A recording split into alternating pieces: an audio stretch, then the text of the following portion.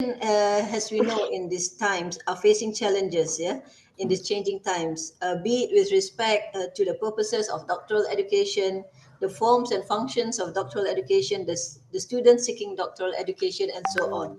Yeah, our next speaker is no stranger when it comes to coordinating higher degrees by research. He is Professor of Music Education in the School of Art at RMIT University, where he is the Program Manager of the Masters of MA Arts Management, and previously coordinator of higher degrees by research, responsible for the Masters by Research and PhDs in Art. He has published 6 books on doctoral education in music and arts education, including doctoral research in art.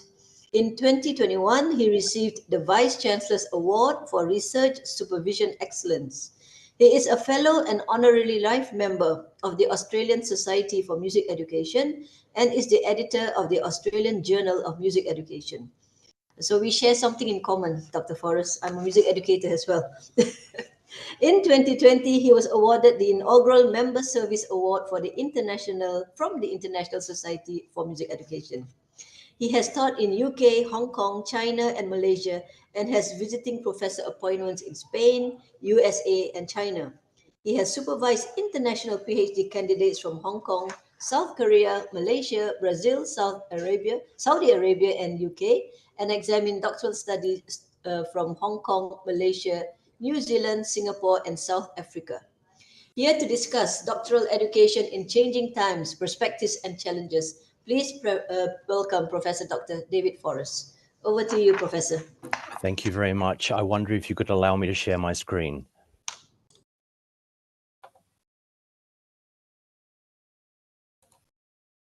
At the moment, I can't share my screen, so is it possible to allow me to have my slides?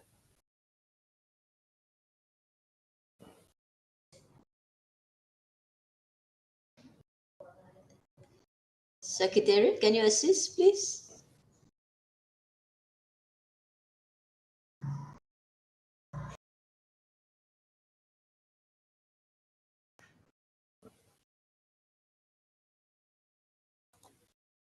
Thank you.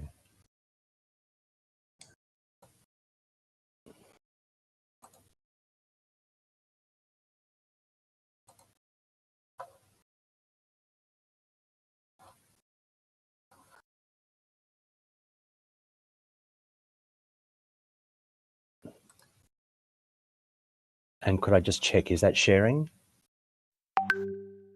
Yes, it is. Thank you. Then I will start.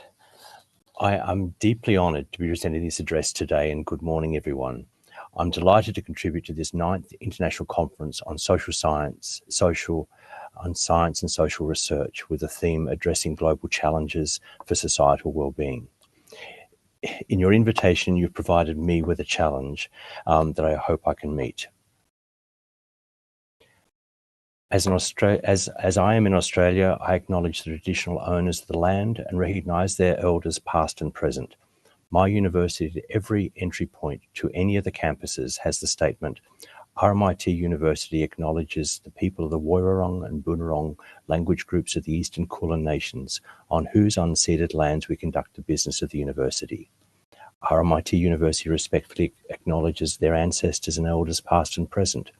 And RMIT also acknowledges the traditional custodians and their ancestors of the lands and waters across Australia where we conduct our business.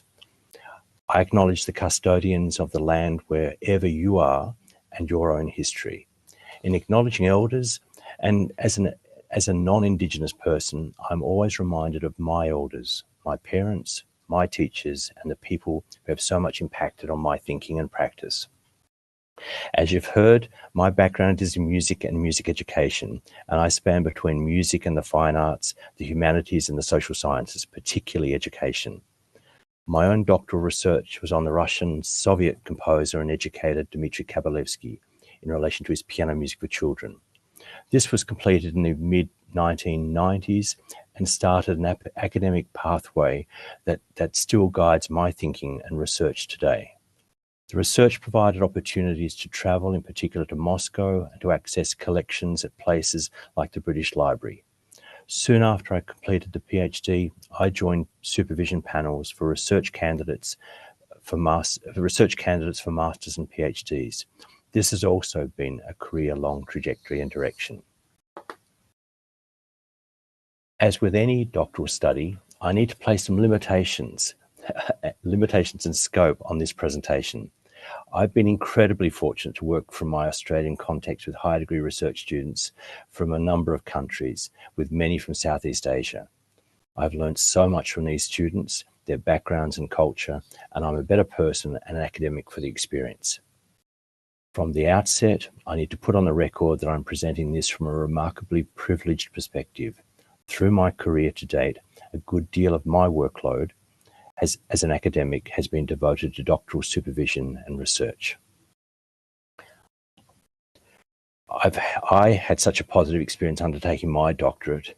In those distant days, I loved the experience as I was able to study full-time while working as a new academic.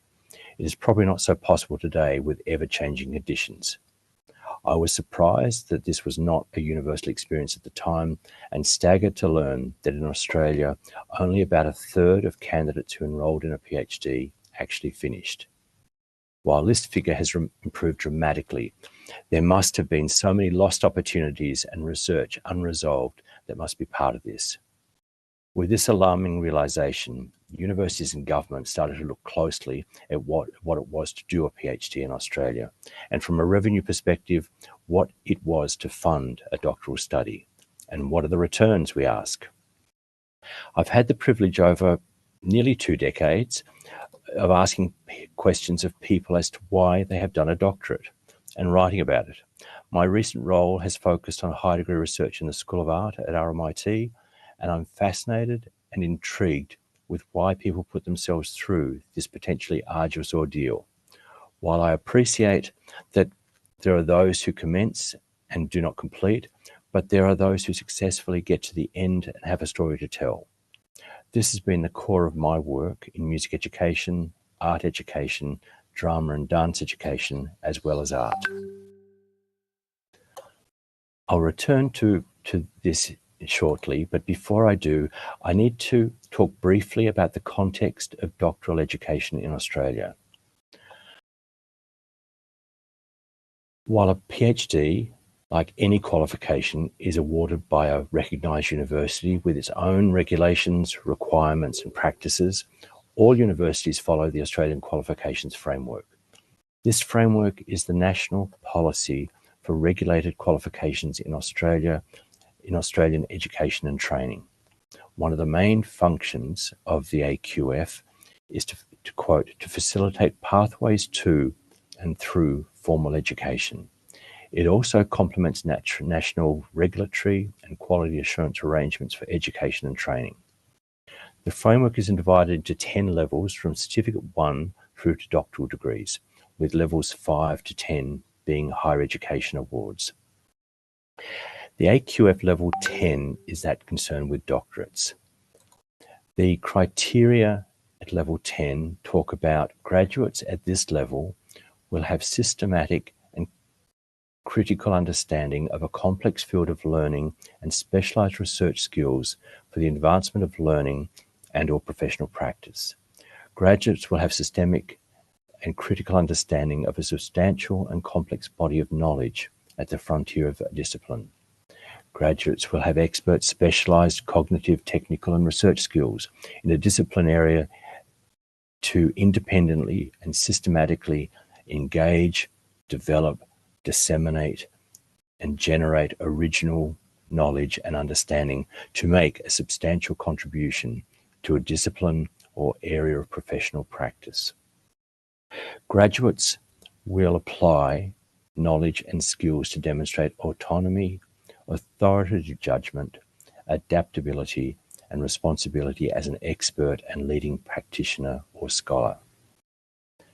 If we now place this against the Australian government's definition of research, and I trust this resonates with most national definitions, the research is defined as the creation of new knowledge and or the use of existing knowledge in a new and creative way so as to generate new concepts, methodologies, inventions, and understandings. This could include synthesis and analysis of previous research to the extent that it is new and creative. And this is the definition used by the Australian Research Council. In addition to the definition, there are many changes to the delivery of PhDs in many universities, including my own. Until now, most PhDs were undertaken to produce a final body of work in the form of a thesis, dissertation, or project exhibition evidencing their research. This was complemented with a research strategies or research methods course undertaken prior to the confirmation of candidature.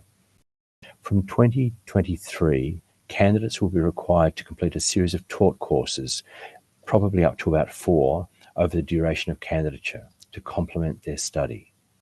In addition, the previous federal government introduced the requirement that students will undertake an industry-based internship as part of their study.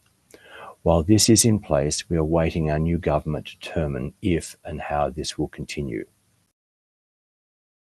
Our government has introduced considerable scrutiny on the delivery and funding of high degree research places. That is to say, the doctoral landscape is changing dramatically. It is worth noting that our universities have not been so good at tracking longitudinally our graduates and the application of their PhD research. While a PhD is often the first major piece of extended research most people do, it is unfortunately for some the last. In the academy, the doctorate is a license to teach. Once you have gained your mastery through a master's degree, we can only hope that the PhD is the start of a wonderful, lifelong adventure. Undertaking a doctorate in any field is perhaps the most challenging of endeavours many of us have faced to date. Let me take a moment to consider these challenges. As Charles Darwin started A Tale of Two Cities back in 1859, talking about the times of the French Revolution, it starts, "It was the best of times, it was the worst of times. It was the age of wisdom, it was the age of foolishness. It was the epoch of belief, it was the epoch of incredulity. It was the season of light, it was the season of darkness. It was the spring of hope, it was the winter of despair. We had everything before us, we had nothing before us." In short, the period was so far like the present period that some of its noisiest authorities insisted on it being received for good or for evil in the superlative degree of comparison only. A fairly grim start, but here we go. I have over the years continued to use the overused word journey in referring to the process of a doctoral study, and it's slipped into the titles of many of my collections. My reason for this is that if we look at a definition of journey, we see that it is a long wandering or voyage, usually marked with many changes of fortune, or an intellectual or spiritual wandering or quest. I've been drawn to many different accounts of journeys over the time. I'd like to talk briefly about a few as they graphically represent some of the challenges of undertaking a doctorate, and particularly undertaking a doctorate today. The first is the opening of Homer's Odyssey, which is the account of Odysseus' long return journey after the Trojan Wars. In the opening prologue, Homer implores the muse to "Sing to me of the man, muse, the man of twists and turns, driven time and again off course, once he has plundered the hallowed heights of Troy. Many cities of men he saw and learned their minds." And I'll now drop to the bottom where it says, "Start from where you will, sing for our time too." The second is a fascination I have with maps and illustrations. Our journeys have been recorded and mapped by cartographers, writers, and adventurers. I am fascinated with these representations and images. This particular map is from 1689. These maps may come from direct observation of people actually being on a boat observing, or more importantly, the imagination. Something we all encourage in our research and research candidates. As an aside, I should say that this also represents my fascination with representational structures and frameworks. I'm an advocate for working and writing to a structure in opposition to one of my favourite writers, Snoopy, who commences with the opening stem of On a Dark and Stormy Night and then proceeds with a text. I seriously need to know where I'm heading so that my paragraphs don't just run into each other and there is a destination. The third I'd like to touch on is on the 7th of December, we celebrated or marked the 50th anniversary of the blue marble photograph from Apollo 17, the last manned mission to the moon. Imagine, 1977. According to Larson, this photograph changed the way we visualized our planet forever. The image reminds me of the need to review our research from a distance and from a range of perspectives. Following this, from the suite of photographs, is one of those in the series that places Australia and our region at the centre. Seeing these images reminded me of the ongoing travels of Voyager 1 and 2, whose journey started back in 1977. Remarkably, they are now billions of miles from the sun, a distance I can't even comprehend. Both spacecrafts carry on board a greeting, and I quote, a greeting to any form of life should that be encountered, on a 12-inch gold-plated copper disc containing sounds and images selected to portray the diversity of life and culture on Earth. The golden disc makes me reflect on what is the golden disc of our research, and why would someone want to read and think about what we are doing and why we are pursuing particular directions. The final image I'd like to touch on is back on Earth, and it was back in 2019 when this photo was taken of the ascent of Everest, or an ascent of Everest. We encountered some dramatic images of the seasonal ascent. What we saw was hardly the solitary experience of the climber with a Sherpa that we originally saw, but we are seeing individuals against the elements and the challenge. It was evident that it is one that takes training, preparation, funds, support, and determination, all the things needed for a doctorate.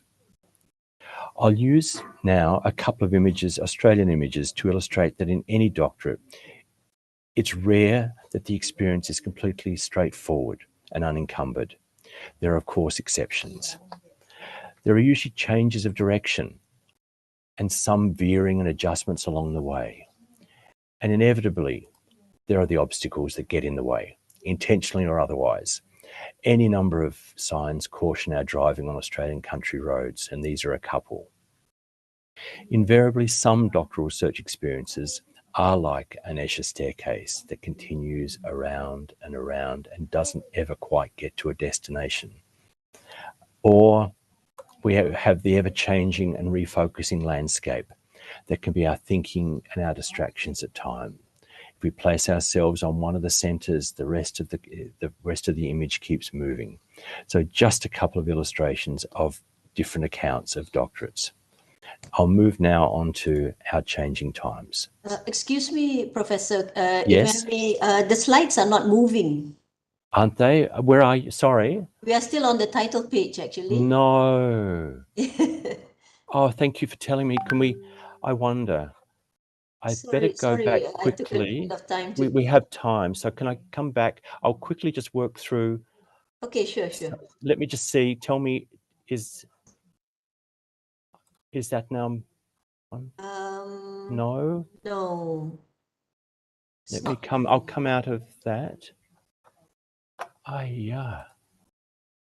Okay, now it's moving. We're on the second slide.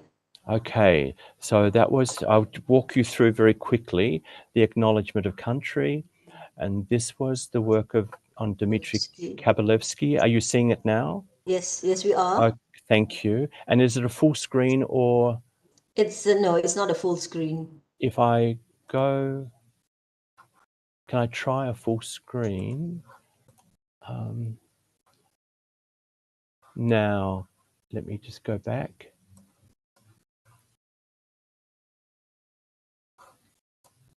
I wonder if I go back to share, I think I need to go back to stop sharing and start again. So can I? Yeah. Screen. I'll take that one and share. Okay. And now you've got a blue screen, and I hope. Yes, a red semicircle and a yellow. Okay, you have a full screen now. Okay, and I'll take you back. Thank you. So there was the title. Let me see. Why is it not transferring across? I think we might have to not go full screen then if it's not sharing properly. Oh, it's doing it this way. Okay. I'm sorry about this. How do I haven't encountered this before. Stop sharing.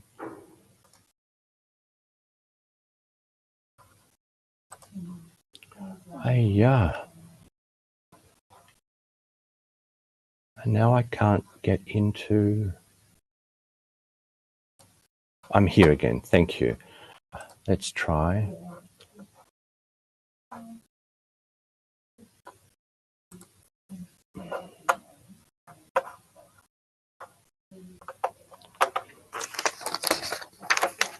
Nothing like some technical hitches, is it?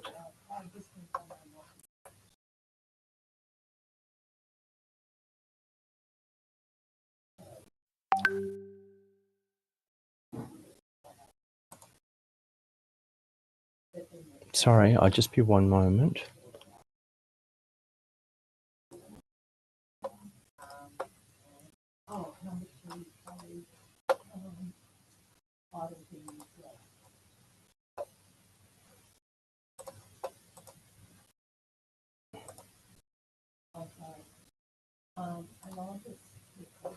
Now, is that sharing with you? It's not the full screen though. At the moment, there's still nothing up yet.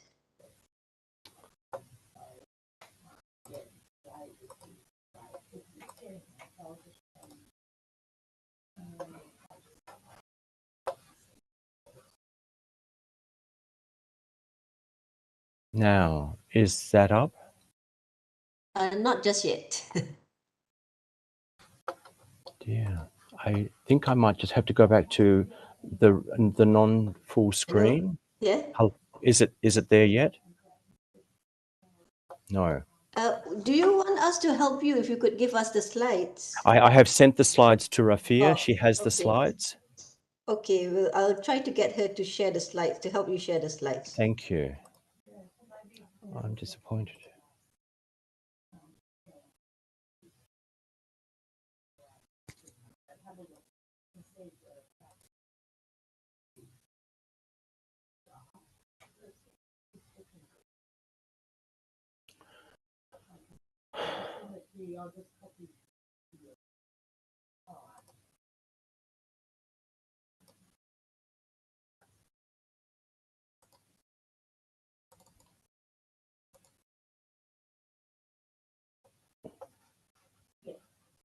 Okay, we have the slides up. Okay, and I can see they're there. We might then proceed rather than go to full. I don't think I can go to full screen for some reason. No, I think that should be okay because I think we can still see from our respective screens, Prof. Then let me come back out of.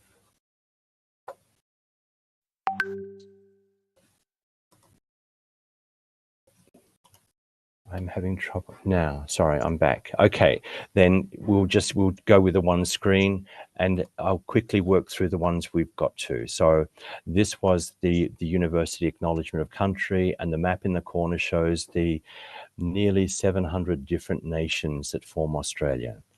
My doctoral research is on the Russian Soviet composer Kabalevsky, an image of Kabalevsky when he was in Melbourne, when he was in Perth, Australia back in 1974, and my work on the piano music for children. I then talked about doctoral education, and then my 4 of the collections to do with music education, art education, and drama and dance.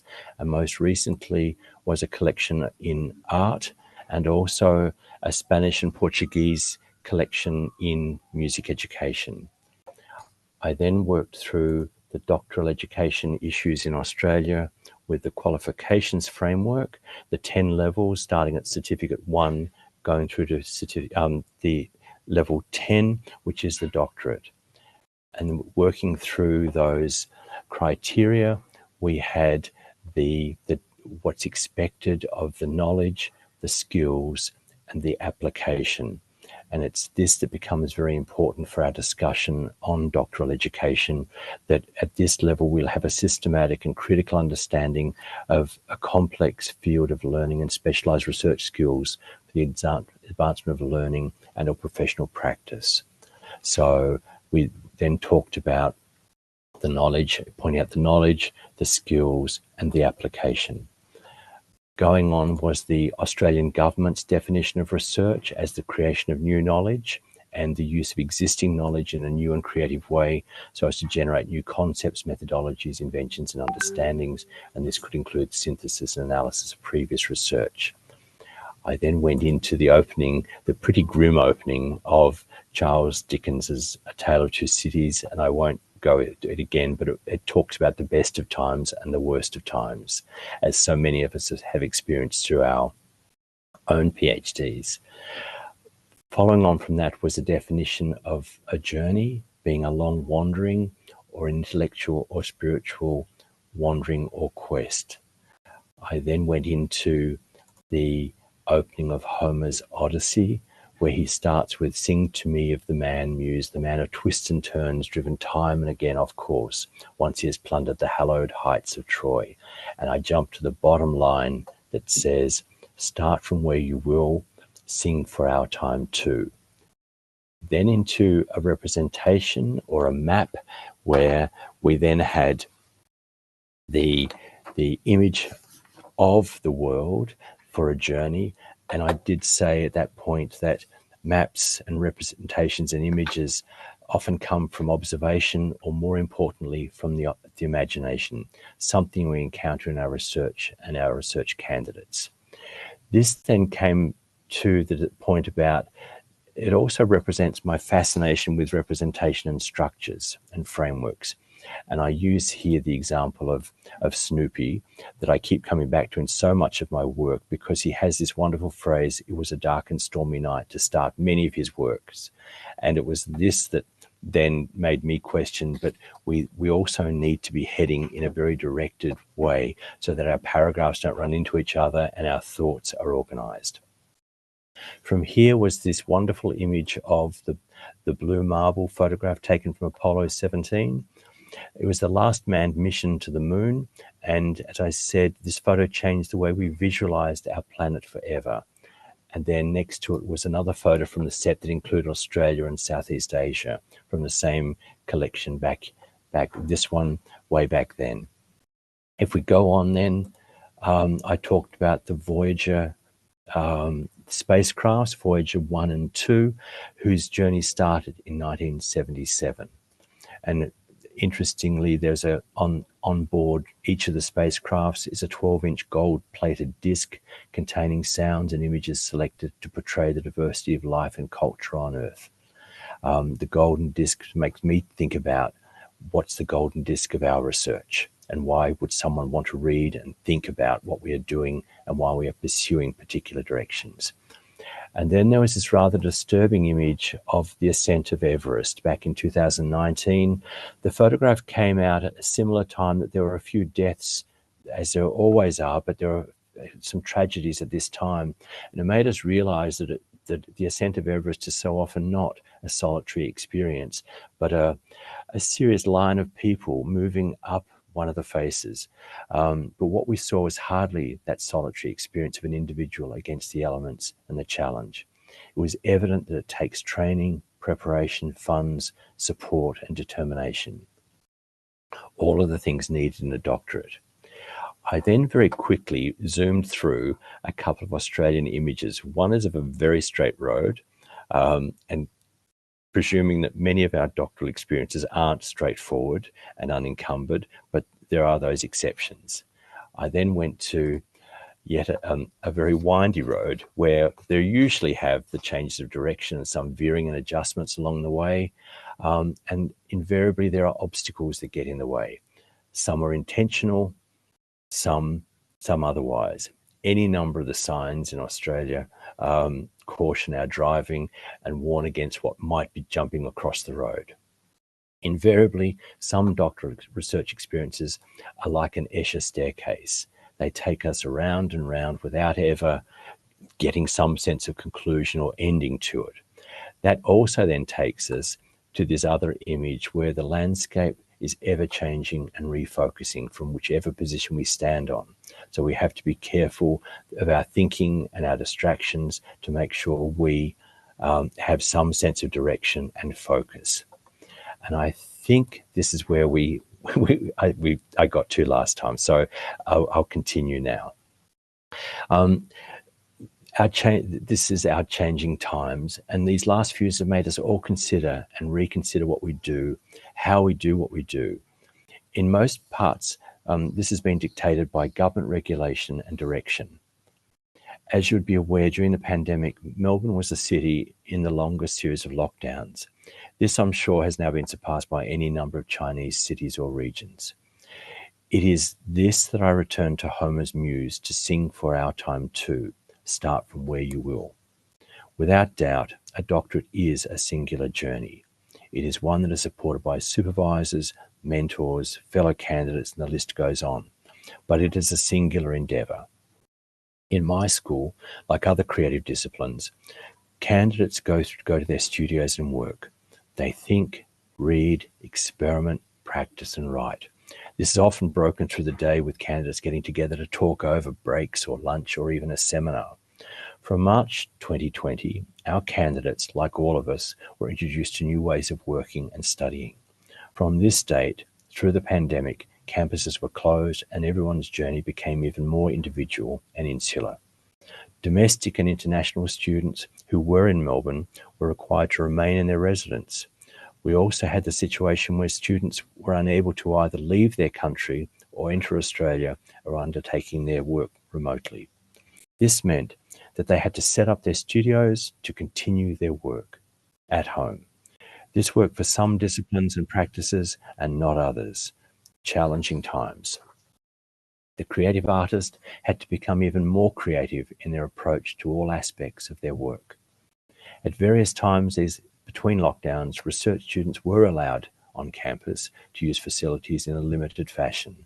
In fact, our research students were given one of the privileged entries that none of our coursework students had, that they could come on campus to do some work, whether it be sculpture or foundry or painting or drawing, but on campus.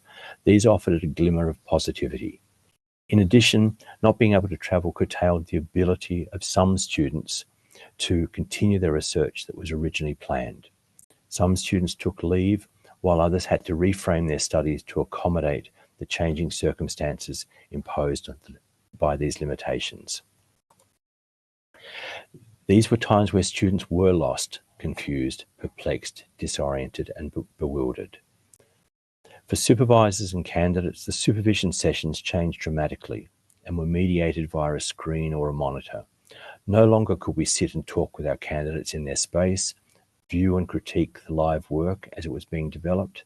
For so much time, this was happening via Zoom or Teams. In many cases, the extended supervision session was divided into shorter check-in sessions that were often for well-being and not for the subject of the research. The supervisor, teacher, mentor provided help, support, advice, guidance, and assistance. This became such a mark of the changing times. The studio visit took on even more meanings. Denholm and Evans state, supervising doctoral candidates is regarded as the most significant and intensive teaching mentoring experience accorded to an academic. The supervision of doctoral candidates thus represents an important and vital nexus where research and teaching intersect. We have most certainly experienced that nexus from a range of challenging perspectives. If we track through the life cycle of a doctorate, one of the final stages is the external examination of the research. In art, this involves the visit of 2 examiners to view the work, following a review of the dissertation or the thesis. It was the viewing in person that was integral to the examination process. The examiners were allocated blocks of time to individually view and consider the work. This, of course, changed with lockdowns. To enable an examination to proceed, the process was put in place for the candidate to install their work, whether it be in a university gallery or their own place, photograph the work and the installation, and then film a walk around of the exhibition. The files were then forwarded to the examiners to review along with the dissertation. This was definitely not ideal, but it enabled our processes to proceed. With the work mediated digitally, it was a different experience, and generally it worked. Fortunately, we now have returned to live examinations and have not had the option of the new option of the digital alternative taken as the norm, and we are hoping we never do. We also have the added bonus of a repository of examination installation and views, which is a great bonus. The experience over our recent times has required us to rethink and respond differently to our circumstances. Delamont, Atkinson and Parry state, supervising doctoral students is one of the most satisfying things that anyone in higher education can do. Watching a new scholar become an independent researcher, conclude a research project, write up the results and present them at a conference and see the first publication is a wonderful experience. And to be able to follow through a candidate's journey is incredible. In drawing to a close, I'd like to offer a couple of following comments. Let me say that it's important to note that doctoral candidates don't take 3 years off their life to pursue their studies. Finding a study-life balance is a challenge, but an essential one for the well-being of candidates, and even perhaps for the final quality of the research. This has been one of our challenges over the last years. While the focus of much of my work is on music and education, I have a strong interest in the collective nature of the arts. Dennis Spohr, back in the early 90s, talked of processes, products, and experiences that communicate aspects of the human condition in a variety of means, many of which are nonverbal. Processes are the creative thoughts, materials, and techniques artists to combine to create products, the artworks. Experiences are the human interactions and responses that occur when people encounter the vision of the artist in the artwork. These few words are important as educators across disciplines. So much of what we do as educators is to do with processes, products, and experiences. Our task is to enable the educator, in the broadest sense, to become the researcher in the discipline, to argue and document the processes, present the products, and reflect on the experiences to propose new ways of doing things. From all of this, we want our candidates to continue to pursue the great question of why. It's so essential as part of a doctoral study. Returning to the subject of my doctoral research, Dmitry Kabalevsky used as the epigraph for his general school music program a phrase by the Soviet educator Vasily Sukhomlinsky, where he said, "Music education does not mean educating a musician. It means, first of all, educating a human being." If we replace music with whatever discipline you come from, we get a sense of a broader field of education, so that we are educating human beings. Importantly, it is important that our doctoral education is fully preparing our students to engage in these changing and challenging times and enable them to potentially arrive at some solution that contributes to our societal well-being. Thank you. You've given me the opportunity to reflect and consider what is important to me, and I welcome your comments and discussions so we can sing for our times too. Thank you very much. Hey, thank you, Professor David Forrest, for that insightful presentation. Since we have quite a bit of time remaining, perhaps I can open the floor to questions by any of our participants. I would welcome that. Thank you. If you have any questions, please introduce yourself before you're presenting your question. Any questions for Professor Dr. David Forrest?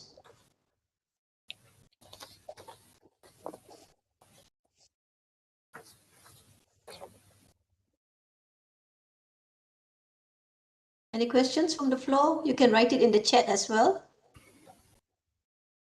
I believe we have YouTube and Facebook going on at the same time, so I'm not quite sure whether we can draw any questions from there as well.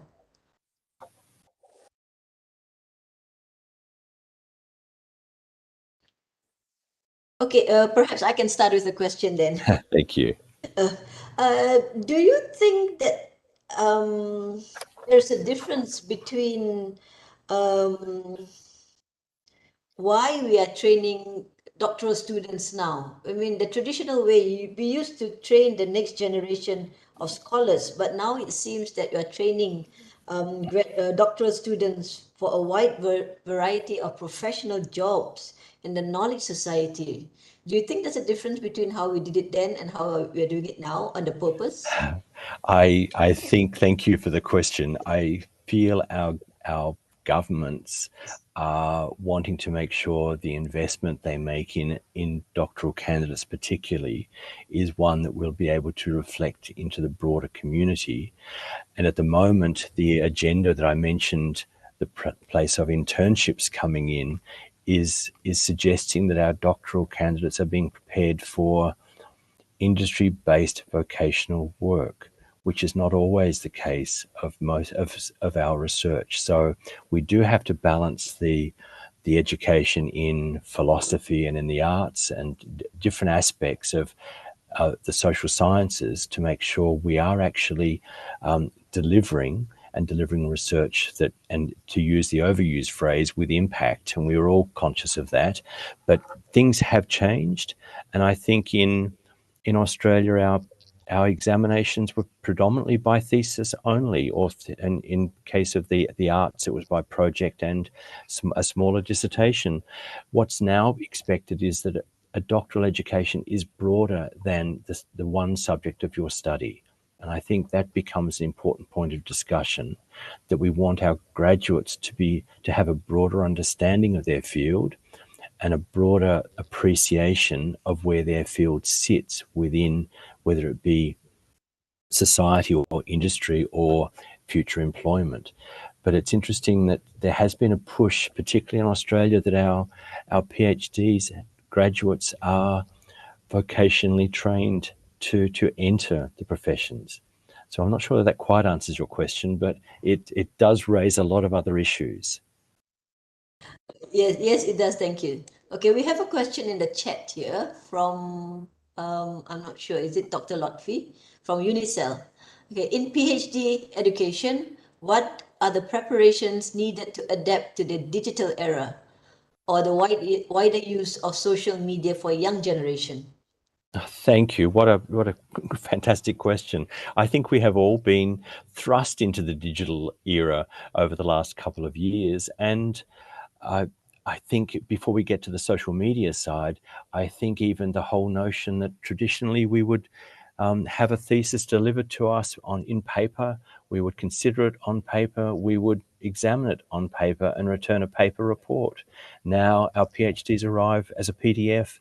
We read them usually on the screen. I know some of my colleagues still send to print some, but generally we are reading, we are interacting with the work not on paper but on screen, and we are preparing our comments and our notes on screens.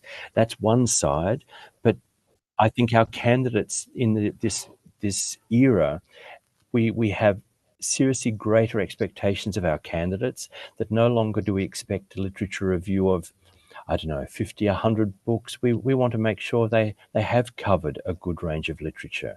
And it's almost as if no longer today do we, I just hold that thought, because I had one student from Taiwan who said, how much do I need to read in my PhD?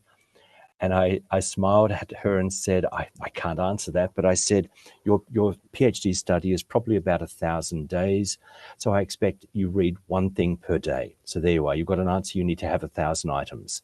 And so that gave her some guidance, a bit scary, I think. I said, I don't expect a book, maybe a chapter or an article, but I expect something every day.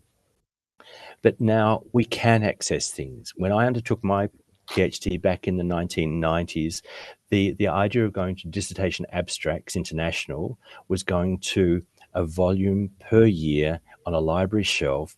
You would take the year, the very thick volume of maybe 3 or 4 centimeters wide each year, and it listed the dissertations published in North America at the time in those areas under keywords. You would search you would go down the index, you would search your keywords, you would then write out the reference, you would go and see if that journal was in the library, or you would request a digital copy.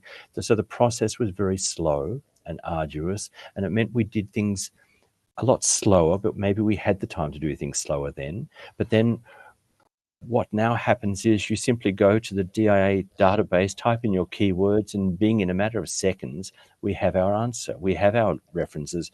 And then with another click, we also have the references we're looking for. So our expectations have grown dramatically of what we expect our students and our candidates to actually do and to access. And I think that's a good thing.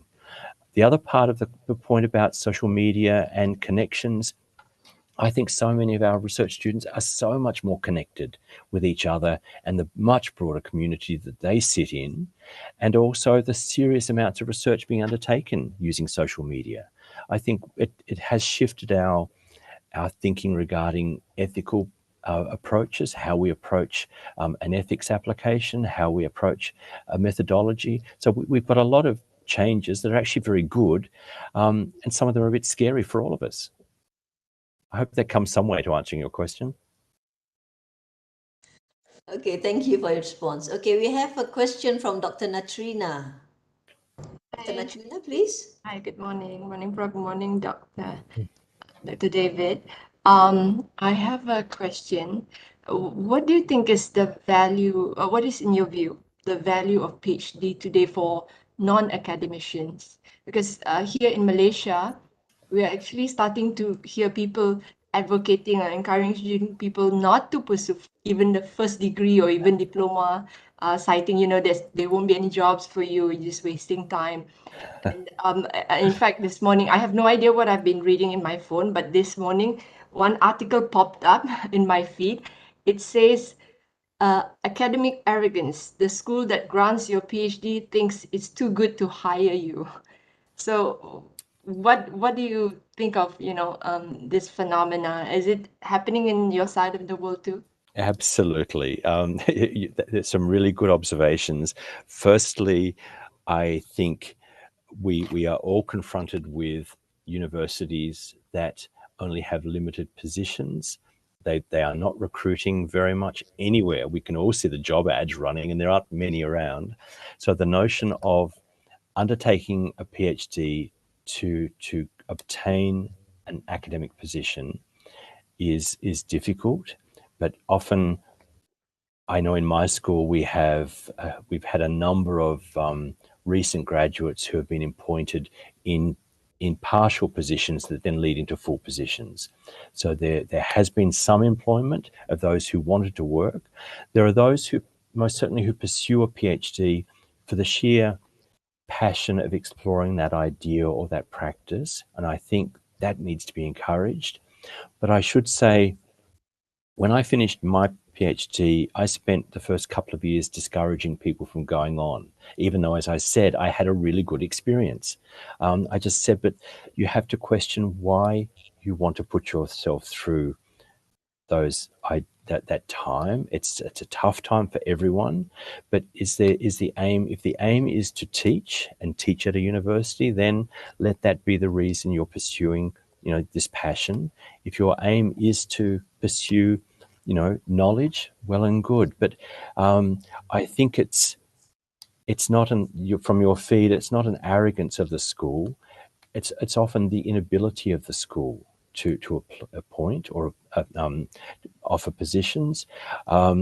It's an interesting space. In my school, we have an area of art history and culture where actually many of our PhDs, before they graduate, are teaching into those courses, those undergraduate courses particularly. So they're gaining their experience as teachers and as research assistants. So they're building their skills. We have in the sciences any number of research institutes here in Australia that only employ PhD graduates, but often they'll only employ them for a couple of years and then they're out looking for something else. And so the whole notion of very fixed term contracts post PhD afflict us all. Another further? What about the value of a PhD for non-academicians? I think that it's, in fact, that's for me, the value is the remarkable side of doing a PhD. So often we don't do the PhD for the job or for the expectation of the job. We are doing it because we are pushing ourselves. We are pushing ourselves up that mountain face or whatever so that we can actually have a greater understanding of where we are. So there is that individual passion. I think for anyone who is going into any type of employment to be able to say, listen, I can demonstrate that I have all of these skills, and here's the title doctor to show that. I have actually all of these capabilities or these learning outcomes that I've been able to demonstrate by doing this study. And so the transferability of those skills is major. I think that's the real benefit for those who are not wanting to pursue the academic career. And I think we need to celebrate them as well. I don't think we do enough. And when I said we don't track longitudinally, I think that's an important thing, because so many of our graduates don't end up as academics or as university lecturers. They do go into their studios, they do go into business, they do go into government. And in fact, a good friend who did her PhD in art about the same time I did it, ended up as the Dean of Law at another university. So she completely shifted direction, but it was her PhD that enabled her to do that and to shift into other directions and other ways of thinking.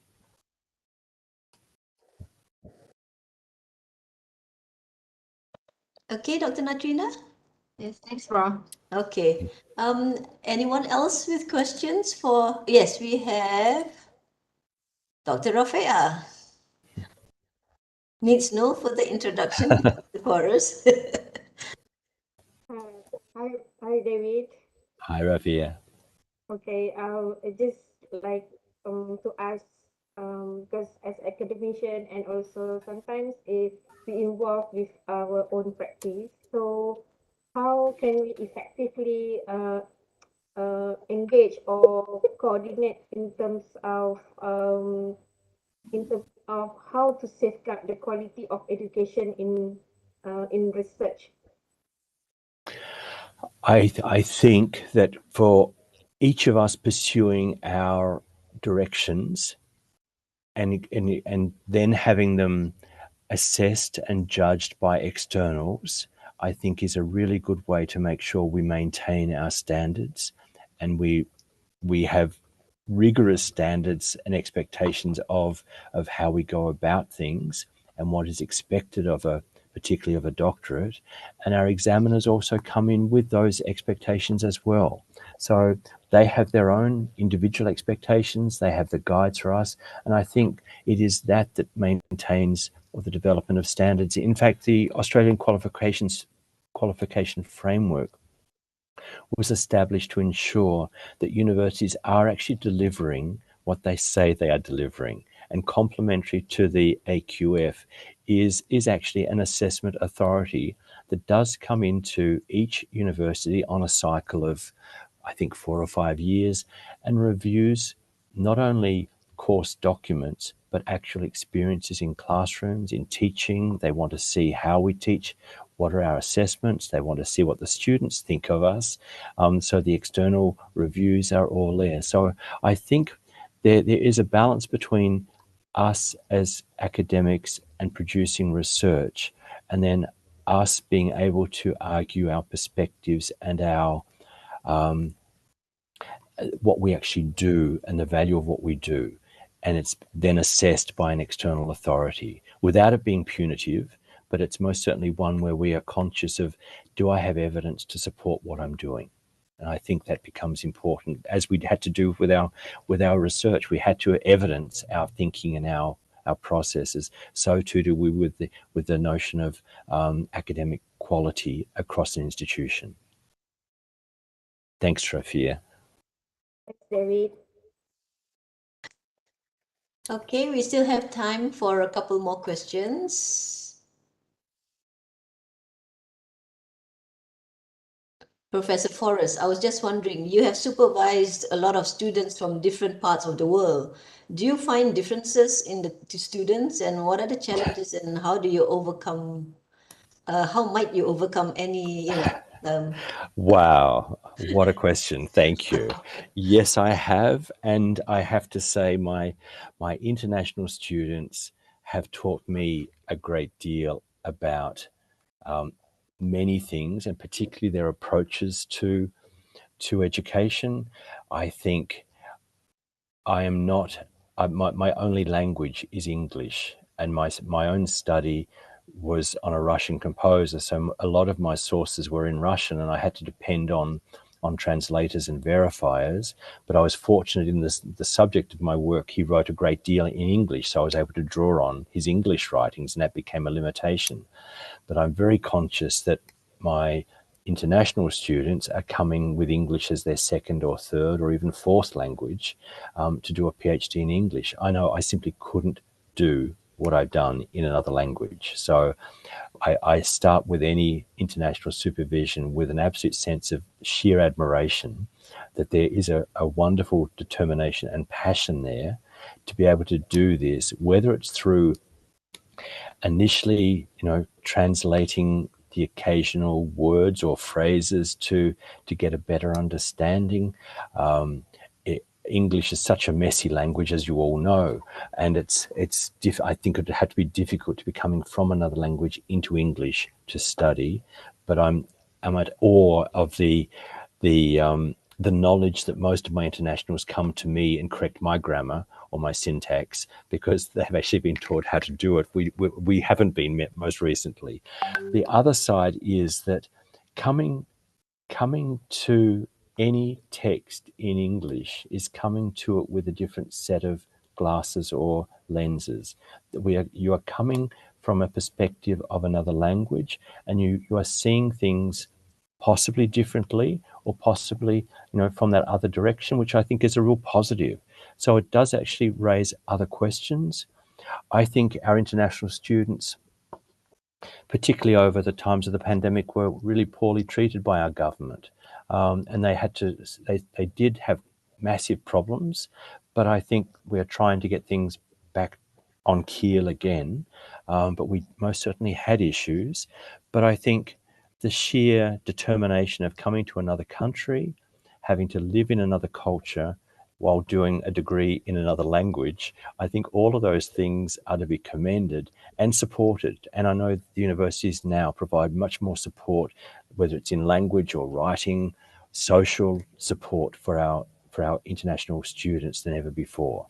But for me, it has been a challenge, and I still jokingly remember with some of my Hong Kong students, I'm not sure whether it's I thought it was a practice that in Chinese, the use of the definite in the indefinite article wasn't so great.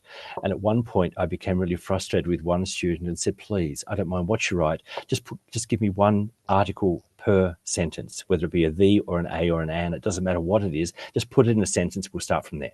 And so it's jokingly around how we use our language and how we adopt and adapt our language, because unfortunately, it's the language and the text that the PhD is examined on.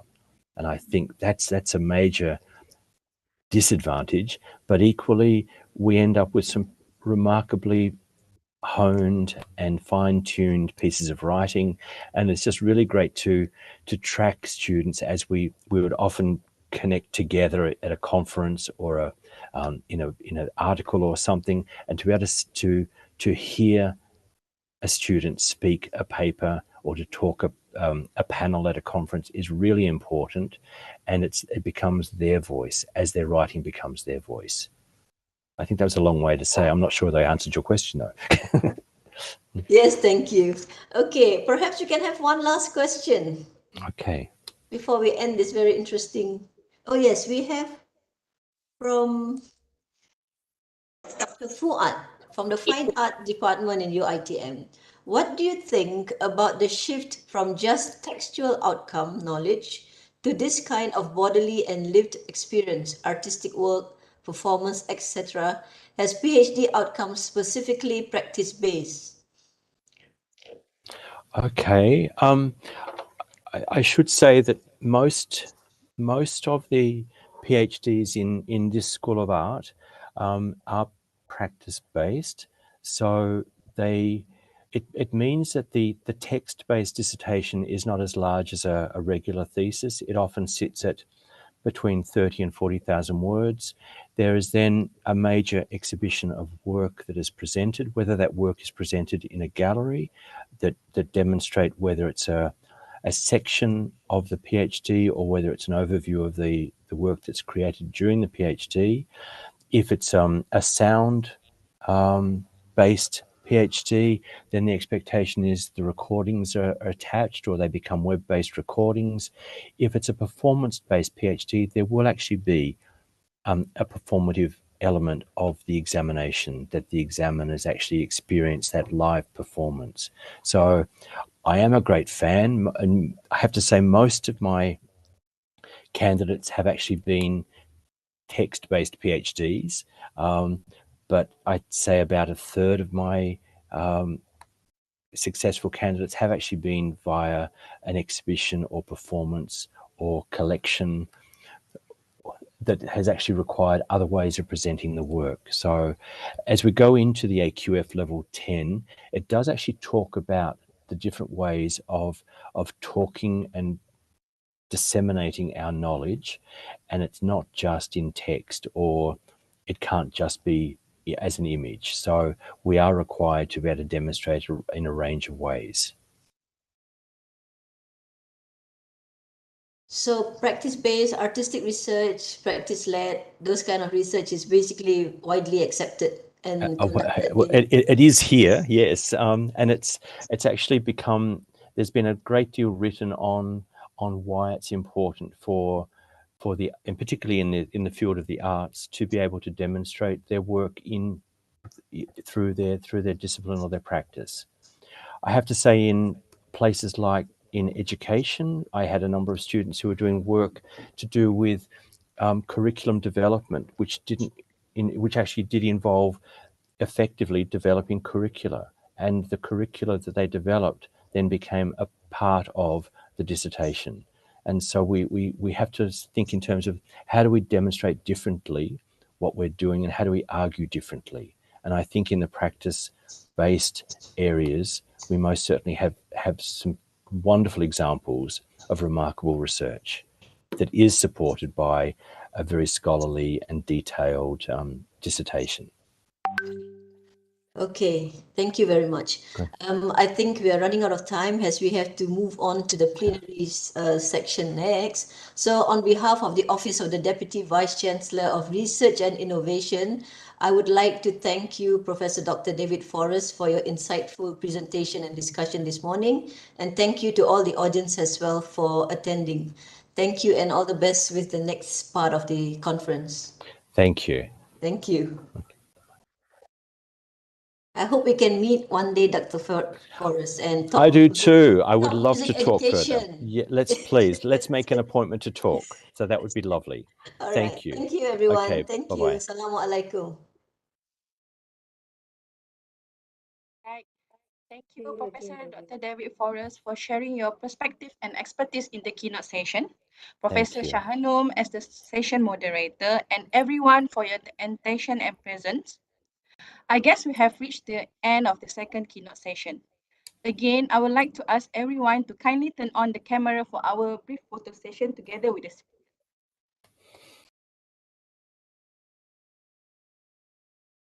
Secretariat.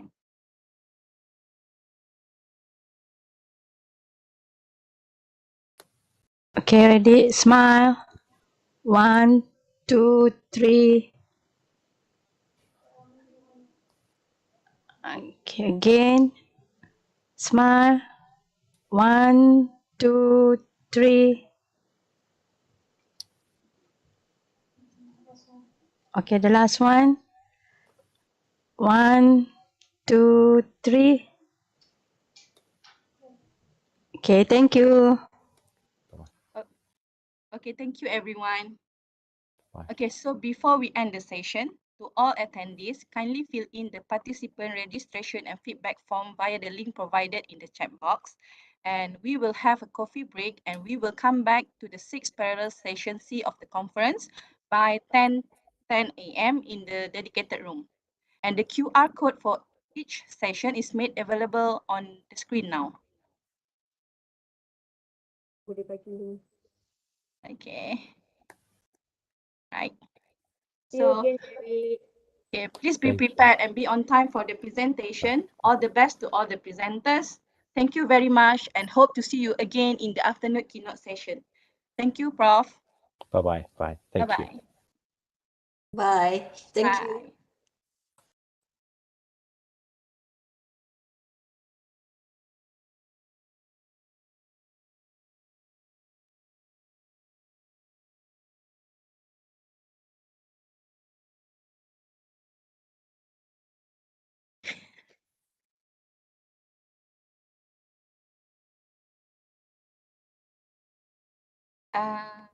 Cannot access form.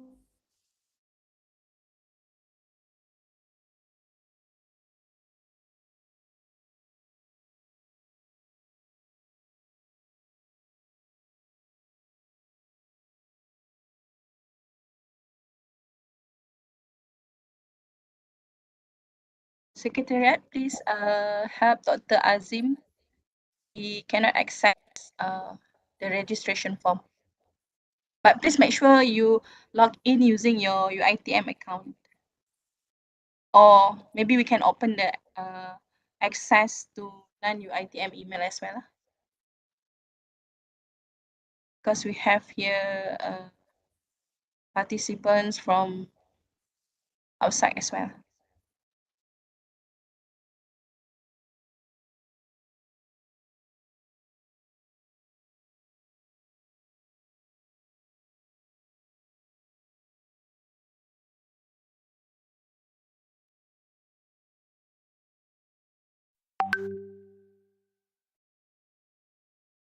All right, thank you.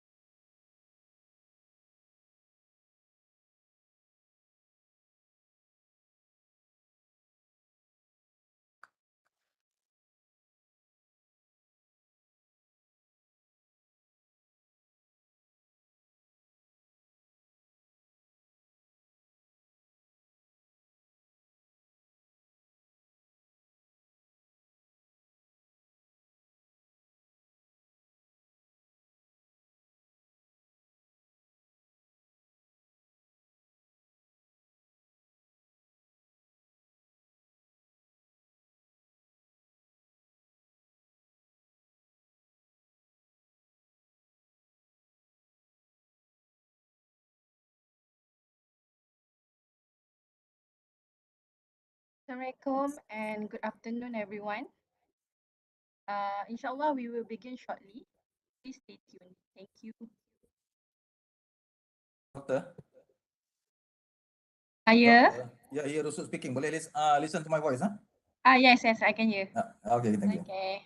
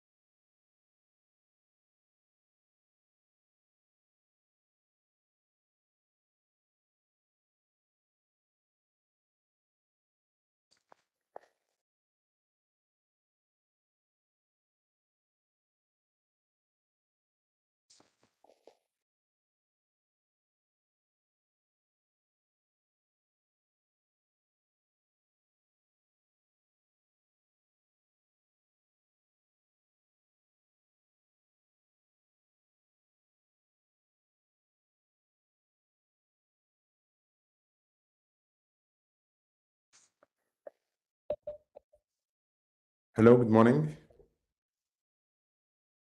Yeah, hello, good morning.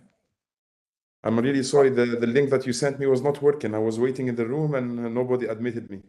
Oh, so is it okay now? Yeah, this is okay. Can I start? Okay. Okay. No, please wait, Prof. Okay. Let me try to share my my PowerPoint.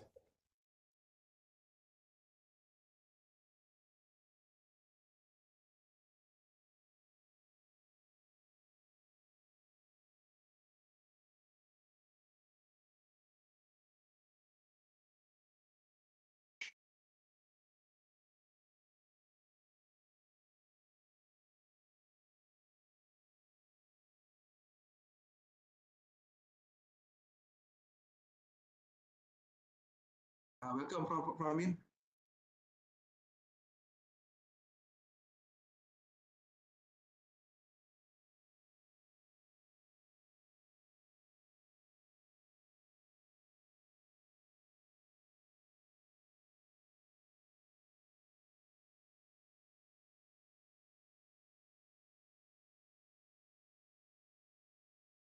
Dr. Natasha.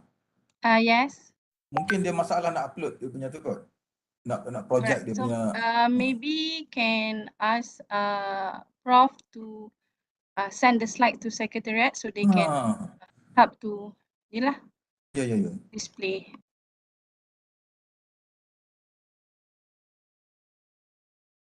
You have to allow me to share. Yeah, please. Secretariat, please help.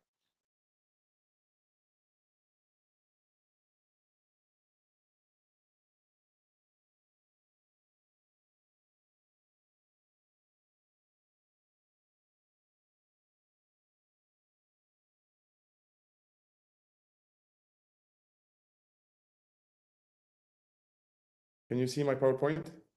Yes. Prof, Yeah. very good. All right, clear. Can you see it? Yes, very clear. All right. Okay. So Prof, I would like to ask permission to introduce the session to the participant first. Okay? Sure. Okay. All right. Okay. All right. Assalamualaikum warahmatullahi wabarakatuh. Good afternoon and welcome everyone to the final keynote session of the 9th Cssr conference. I am Natasha Nawawi, your host for this afternoon session. It's very nice to see all of you again, and we hope you have been enjoying yourself at the conference so far.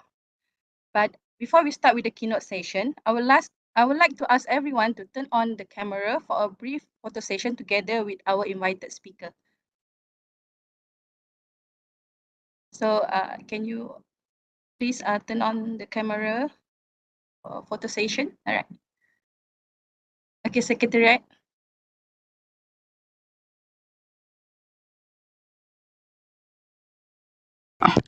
Okay, ready? Okay. Yeah, I'm ready. 1, 2, 3. Okay, get one more. Smile. 1, 2, 3. Okay, thank you. Welcome. Okay, thank you everyone. Really appreciate that. All right. So, ladies and gentlemen, moving on to our third keynote session, please join me in welcoming Professor Dr. Amine Bermak, a professor and associate dean at Hamad bin Khalifa University, Qatar, to the session. With further delay, let's welcome our moderator for today, Professor IR Technologist Dr. Muhammad Rusuk Mahmud, to the session as well. Please welcome. So the WebEx player is yours. Thank you. Right. Bismillahirrahmanirrahim. Assalamualaikum warahmatullahi wabarakatuh. Good evening, ladies and gentlemen. Our esteemed keynote speaker, Professor Dr. Amine Bermak, Professor and Associate Dean at Hamad bin Khalifa University, Doha, Qatar. Professor is a professor in the Information and Computing Technology Division. You're welcome to our conference, Prof. Prof, my specialization also is actually in electronic area, specialized on optoelectronic and nanotechnology. I think we have met several times before this in the conference, Prof. You're welcome to our conference, Prof. Thank you very much. Prof, my name is Professor Dr. Muhammad Rusuk, the Director of Institute of Science, University Technology, MARA, UiTM, Malaysia. I will act as a chairperson for this session today, Prof. So I hope if we have time, we will have a few questions related to your presentation later on, Prof, inshallah. So, ladies and gentlemen, we are pleased to welcome you to the 9th International Conference on Science and Social Research, Cssr 2022, that provides a forum for the presentation and deliberation of research findings, as well as networking towards greater research impact in line with this year's theme, addressing global challenge for societal well-being. So, ladies and gentlemen, Professor Amine Bermak will give a keynote speech today on the title of Smart Autonomous Microsystems for the IoT era application. So I think we do not have time to introduce to read out all of the abstract regarding to the Prof presentation today, but I will just, Prof, to read out your summarized CV only, because we do not have enough time. I wonder that you cannot present everything of your slide that you have prepared, Prof. Prof. Amine Bermak received the master's and PhD degrees, both in electrical and electronic engineering from Paul Sabatier University, Toulouse, France in 1994 and 1998, respectively. Professor has held many positions in various continents, including full professor at Hong Kong University of Science and Technology, HKUST, Hong Kong, senior lecturer at Edith Cowan University, Australia, and a postdoc, also did postdoc at York University, England, in a project funded by British Aerospace. Prof also is currently a professor and associate dean at the College of Science and Engineering at Hamad bin Khalifa University, Doha, Qatar. Prof, until now, for how long time already you are here, Prof, at this university? About 7 years. 7 years. 7 years. Congratulations, Prof. Prof, Bermak is the recipient of the 5th Best Paper Awards and the winner of the 2011 Michael G. Gale Medal for Distinguished Teaching at Hong Kong University of Science and Technology and the Engineering School Teaching Excellence Award, end quote. He, Professor is the recipient of the Best Researcher Award at CSE in 2019 as well. Professor Bermak also has published over 350 articles in journals, book chapters, and conference proceedings, and designed over 50 chips. Congratulations, Prof. Not easy to design for this amount of chips, Prof, in electronics. Congratulations, Prof. Thank you. Professor also has supervised 35 PhD and 16 Master of Philosophy students. Professor has served on the editorial board on the editorial board of IEEE Transaction on very large scale integration, or also is known in our area as VLSI systems, and IEEE Transaction on circuits and systems too. IEEE Transaction on biomedical circuits and systems. IEEE transactions on electron devices, and nature scientific reports. Professor Bermak was the co-director of MIT HKUSTN Consortium. Professor also is an IEEE distinguished lecturer and a fellow at IEEE. Congratulations, Prof. Ladies and gentlemen, today we welcome Prof to share his experience in the topic of smart autonomous microsystems for the IoT era application. So, Prof, now screen is yours, Prof. Please proceed now for about, hopefully, you could finish your presentation within 1 hour, please, Prof. Thank you. Okay, sure. Thank you very much for the presentation, for the introduction. So I would like to talk today about smart autonomous microsystem for the Internet of Things era. And we will have a look at basically the latest trend in this area, as well as some of the research area we have been doing back in Hong Kong and also at Hamad bin Khalifa University. So I should say that today we are experiencing the perfect storm. There is an unprecedented processing power, storage capacity, and access to knowledge. We are witnessing what we call the digital revolution, which is disrupting almost every industry, leading to transformation in many areas. And this has been enabled mainly by some emerging technologies and some breakthroughs, including AI, robotics, Internet of Things, which I will be talking about, autonomous vehicles, 3D printing, nanotechnology, biotechnology, material science as well, and to name few. So I really think we are witnessing a very special time where we are moving to a digital revolution, and this has enabled by all of these technologies. If you look at IoT, the current landscape is actually exceeding Moore's law. So if you look at Moore's law, we are all familiar with Moore's law in blue.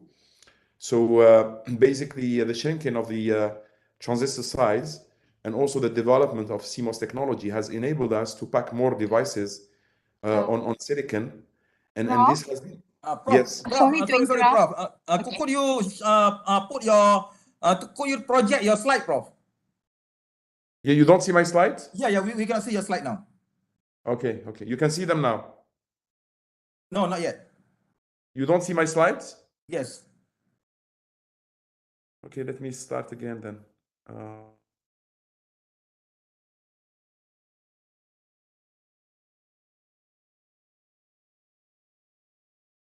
At the beginning, it was okay.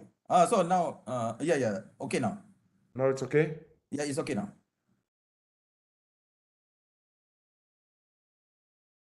It's okay now? Yeah, it's okay. Very good. Yeah, so if you look at the basically the penetration of IoT in our daily world, it's increasing at a very high rate. It is expected that IoT will grow to 26 billion units. When we say IoT, we are talking about devices that can connect to the internet, that can provide some information, data, and basically can seamlessly be connected to the internet. So this has been growing very, very fast, and it's believed that it's going to basically be the main catalyst for future technologies in years to come. This is actually from IBM, Internet of Things trends and things to watch for in the future. So people are talking about security and privacy is going to be very important in the future. Hardware, advanced microcontroller and microprocessor that can enable increased computational power. Also, people are talking about edge analytics, where you can acquire the data but do some analytics at the edge before even sending the data wirelessly. This is also becoming very important given the limited budget of power. Machine-to-machine automation, because most of the time, basically, this machine will connect to basically, let's say, to the cloud, and you have a lot of intelligence in the cloud. But in the future, there will be direct machine-to-machine automation and connection and connectivity. A very important area which is related to wearables, because IoT, if you want to deploy them at large scale, then you need to reduce the cost of the sensors. And it is well known that wearables will enable to reduce the cost of sensor through printing technology. So wearables would be another area to look for in the very near future. Also looking at sensor fusion. Instead of looking only at data from a single sensor, you try to fuse data from different sensors in order to make better decision and better intelligence, and also sensor hubs. So these are all areas that have been identified by industries and especially IBM that will be very important in the near future, basically looking at IoT and other areas. In fact, in terms of IoT applications, we can classify them into two categories. Can you hear me well? Yes, very good. All right. So in my opinion, we can classify the IoT into two different areas or two categories of application. The first one is massive IoT. The other one is critical IoT. In the massive IoT, basically cost is very important, energy is very important, and therefore you would like to lower the cost because you're going to deploy massively these nodes. You have basically small to large data volume, and also massive numbers in terms of deployment. In the critical IoT, basically the cost is not as important. So you're talking about reliability, which is important. You talk about very low latency when you do your communication, and also very high availability. You cannot afford to lose the node, the IoT node. So this includes applications like remote healthcare, industrial control, and also traffic and transportation, where reliability is very important because it can cause death and accidents. And also remote surgery. People are talking about remote surgery. In the area of massive IoT, you're talking about smart agriculture, you're talking about smart building, smart meter, and in this area, of course, cost is becoming very, very important. So in this talk, I will be talking about IoT from a sensing perspective, but also from a microsystem perspective. So looking at basically how you can integrate these sensors to build a system. And by system, I mean that you need sensing, you need processing, and you need communication.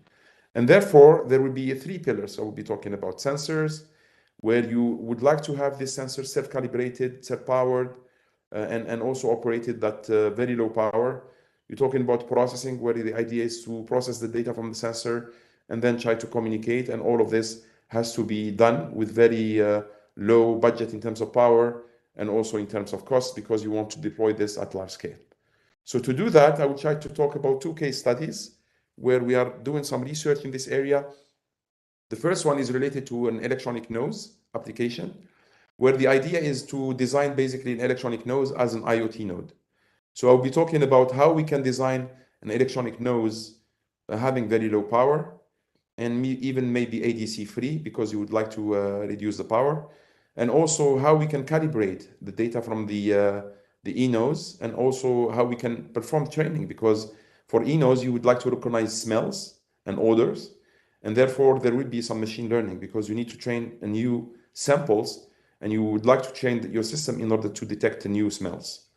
And then I'll be talking about another very challenging area, which is related to vision sensor. Typically, vision sensor, people don't talk about IoT in vision. But in my group, we are trying to build a vision sensor as an IoT node, which means you need to perform vision at very low power. You need to harvest the energy because typically vision sensor consume a lot of power. And therefore, if they are not self-powered, it means you need to charge the battery or change the battery very often. And therefore, you cannot build an IoT node with a vision sensor. Unfortunately, maybe I will not have time to talk about analog to information converter, but if you are interested, I can also talk about that. This is a way to reduce the data for communication, and instead of using an ADC, typically what we are trying to do in our research work, we are trying to convert the analog data into information rather than data that we will communicate through wirelessly. So it's like a compression while acquiring the data. So let me start with the first case study, which is related to electronic nose application. And basically, this area has been basically evolving very rapidly. There are a lot of applications, including automobile, where the idea is to improve efficiency in the automobile sector by detecting some of the gases. You would like to detect the pollution, and therefore you can have gas sensor typically in automotive industry. Safety is another very important area. Looking at combustible gases, toxic gases, and also air quality in order to detect pollutants, and also food control and food quality control. where the idea is to do the production processes, storage, quality control of food, and more recently, actually, a lot of applications in the medical and biomedical. This is mainly because in biomedical application recently, there is a lot of interest in detecting basically signature smells of, let's say, bacteria and viruses. So there was a Nature paper recently, and it looks at the correlation between many diseases and also the smell or the smell signature of these diseases. So this is growing area, and actually you can detect a lot of basically biomarkers by looking at basically, for example, let's say smell. The gases that we exhale can be a biomarker for some diseases. For example, acetone can tell you whether the person has diabetes, is diabetic or not. So a very interesting area with a lot of applications that are emerging. In fact, it's one of the strengths of my group. And actually, it's a very, very interesting multidisciplinary area because you look at the sensor, you look at the electronics, and also the application. And also, it involves machine learning, classification, and a lot of AI. So what is the objective in this research project that we're working on? So the idea is actually to build an electronic nose, and therefore, you cannot rely on a single sensor. You have to build an array of sensors. So we start with a gas sensor array. We acquire the data, then we do some bio-inspired encoding of the data, and then we perform classification.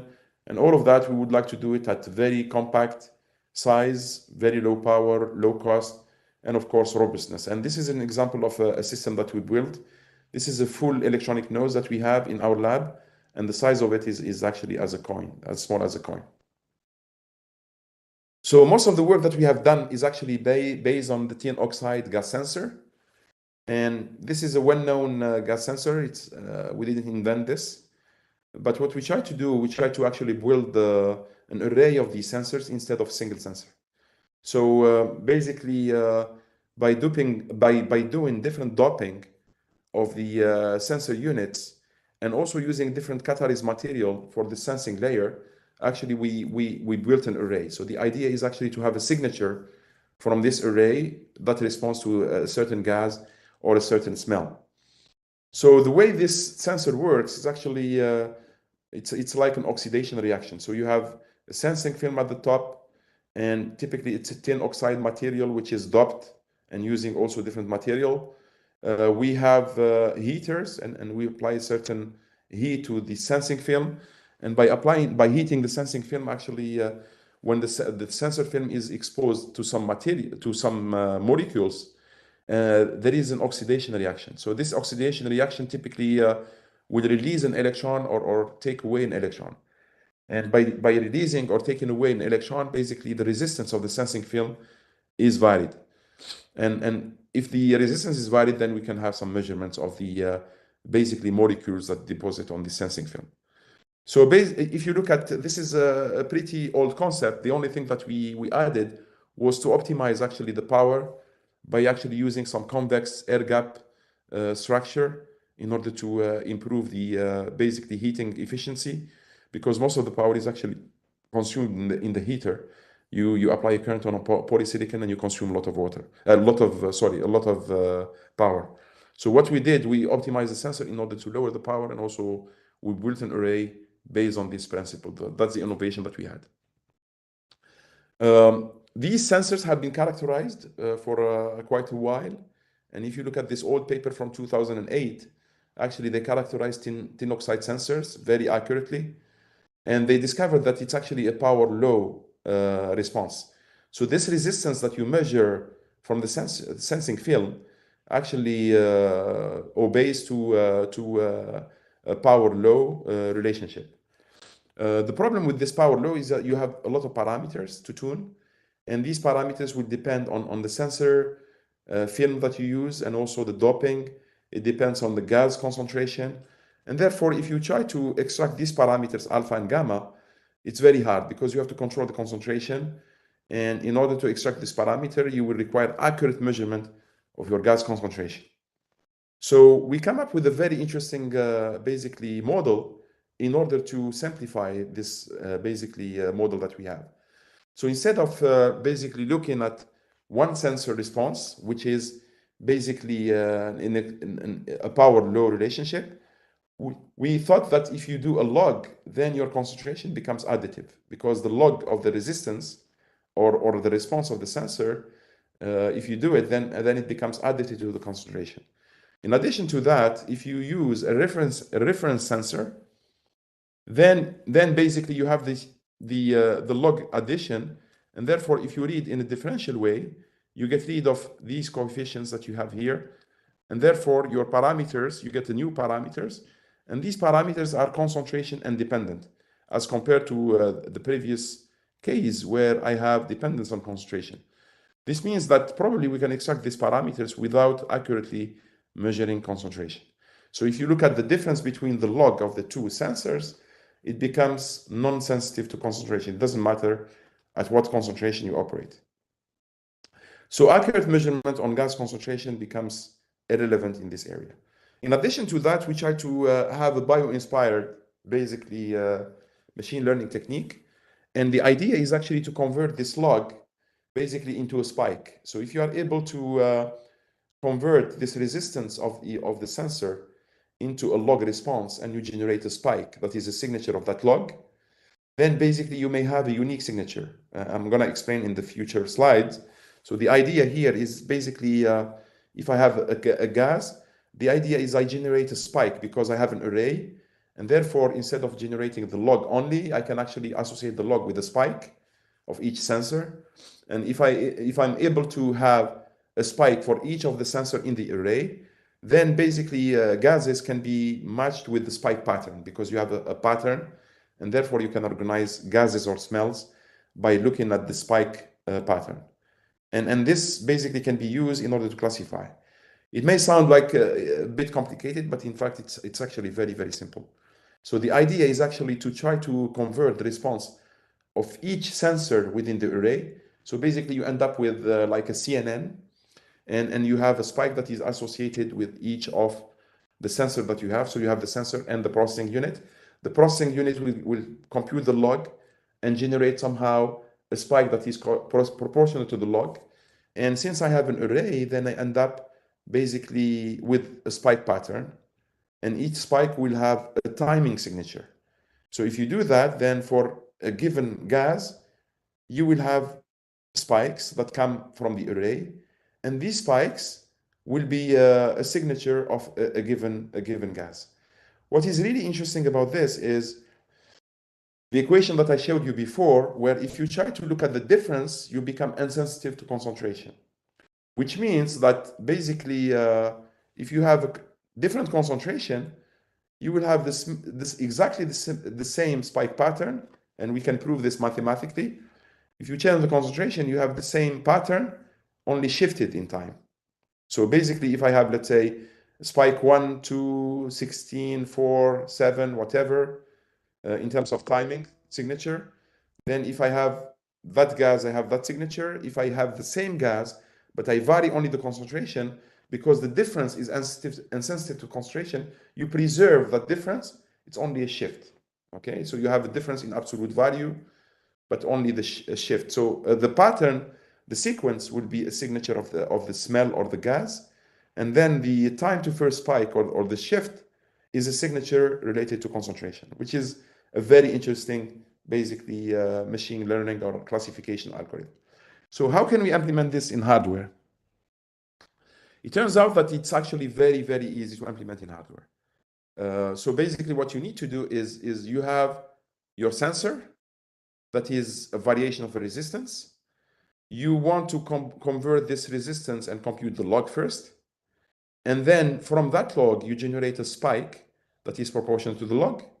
And the spike will give you a certain timing signature. And then since you have an array, you have a sequence of spikes. And then you have a rank order. You have a ranking in these spikes. And then by just classifying the rank order, you can classify the gases. So how can we build this in hardware? And the first thing to do is to have the log response of the sensor or of the resistance. It turns out that it's actually very easy to do. So if we go back to the basics of electronics, we know that if we have an RC circuit, and we look at the time constant of that, typically, basically the voltage in an RC circuit is equal to exponential of the time over RC. Okay? If you do the log of the voltage, then you get the time over RC. Okay? What is the voltage? It's going to be Ri, Ohm's law. VR is the resistance of my sensor. And therefore, if I do log of V, it means it's log of Ri. It means it's a log of the resistance, log of the sensor. This is exactly what I'm looking for. So the log of the resistance is actually proportional to the timing.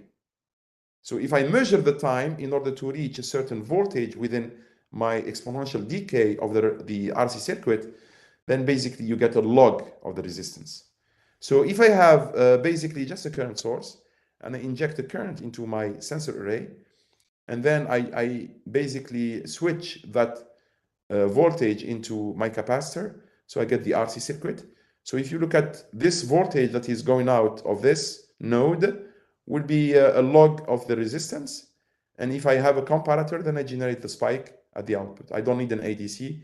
I just generate a spike that is proportional to the log of the resistance. So it's a very beautiful, simple concept.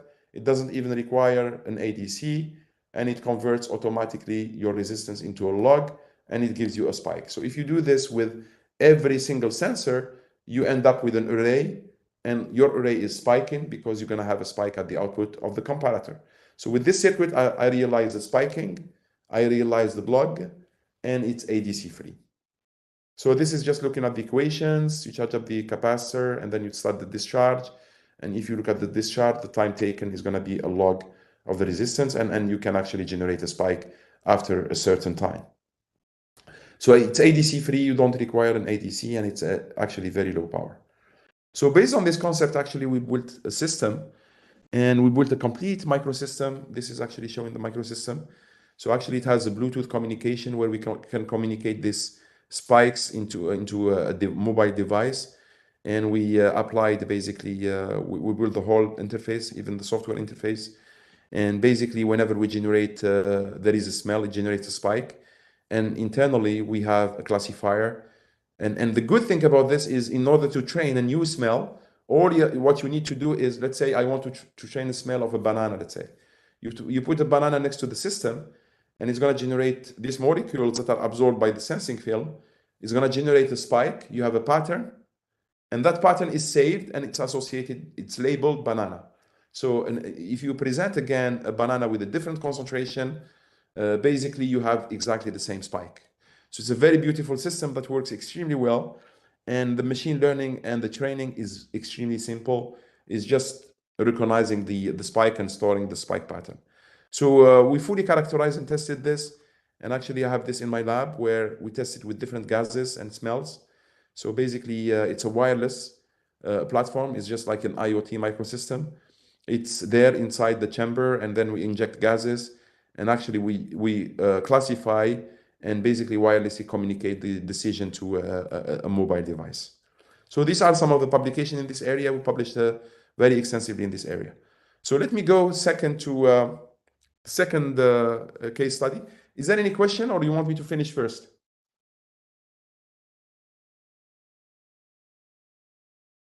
Thank you, Prof. If any participant or participant wants to ask a question, please. Any question, please?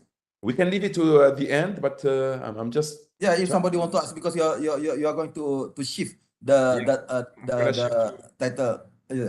It's the same area. Prof, for example, Prof, banana has various type of banana. How accurate it will be? Since it has what we call a species. To be honest with you, banana was just an example. We didn't test it with banana. So we tested it with different gases, with basically ethanol. We tested it with methane. We tested it with basically some different breath. We tried to do breath analysis. I'm thinking about how accurate it could detect the sensitivity. When, for example, as an example, when you talk about the banana, since banana has various types of banana or other types of sensing material also, if it has similarity between them. So how could you detect the sensitivity? Yeah. So actually, it works very well for high concentration. If you're talking about ppm, it works. If you go to very low concentration like ppm, then it doesn't work, because actually the exponential law or the power law is not very accurate at low concentration. If your model is correct, then it works. And typically this works for higher concentration. Yeah, thank you, Prof. Please proceed. Yeah. Can you give me just 2 minutes? I forgot to bring water. I'm gonna go back and bring water. Yeah, okay, Prof. Please. 2 minutes. 2 minutes. Yeah, thank you. So for our participants, if you have any question, please. Hopefully we could stop this session by 3 or a bit earlier than 3, since we have closing ceremony at 3 o'clock. So if you have questions, please do not hesitate to ask your question, so that you can get the answer directly from Professor, please. I'm wondering you cannot ask the question at the end of presentation, because we are running over the time. We do not have enough time. Otherwise, our host, kalau lebih sikit-sikit masa boleh ke, Dr. Natasha? Atau we have to stop at 3? Dr. Natasha? I think we can boleh. Boleh, Prof. Okay. Rita dah jawab kan. It's not easy to get a professor to be here. Yeah, thank you. Kejap, Prof sakit tekak, dia pergi ambil air je.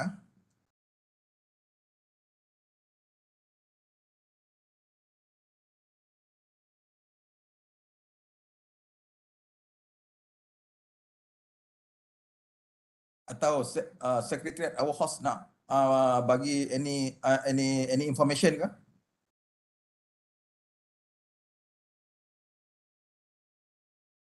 So, ladies and gentlemen, this conference, Cssr, is a flagship conference under the Office of Deputy Vice Chancellor, Research and Innovation, University Technology Mara, UITM, to facilitate researchers to publish their research findings in index journals. That is our objective, our purpose. It also acts as a platform for exchanging experience and ideas, and for researchers to disseminate and discuss the latest advancement related to their research area. So that is our objective, so that we could share our research area among us and with other researchers. So hopefully, with this keynote also, we are able to get some new information from Professor, and then later on you can contact Professor for your collaboration, for the collaboration. So now Prof is coming. Yeah, sorry, I forgot my water. Yeah, it's okay, Prof. Please proceed. I had to talk for a long time without water. Okay, so this is actually a very challenging area we're also working on. We're trying to design basically vision sensor as an IoT node. And for that, there will be a lot of applications, we believe, especially in remote sensing, because the idea is to have the vision sensor autonomous, which is, as you will see, it's actually a very, very challenging area. But we were able to solve some of the issues. I'm going to show you that. So in parallel to the traditional imager field, I'm not talking about consumer electronics where you want to have a very precise camera like in your iPhone. The idea here is to have the vision sensor as basically a wireless camera network. And there will be a lot of applications for this area, because especially in military structural health monitoring, where you don't want to go and change the battery, traffic and vehicle control, wildlife monitoring, and also environmental surveillance and medical assistance as well. So all of this area will require basically, it's very challenging, and there will be 4 main challenges in my opinion.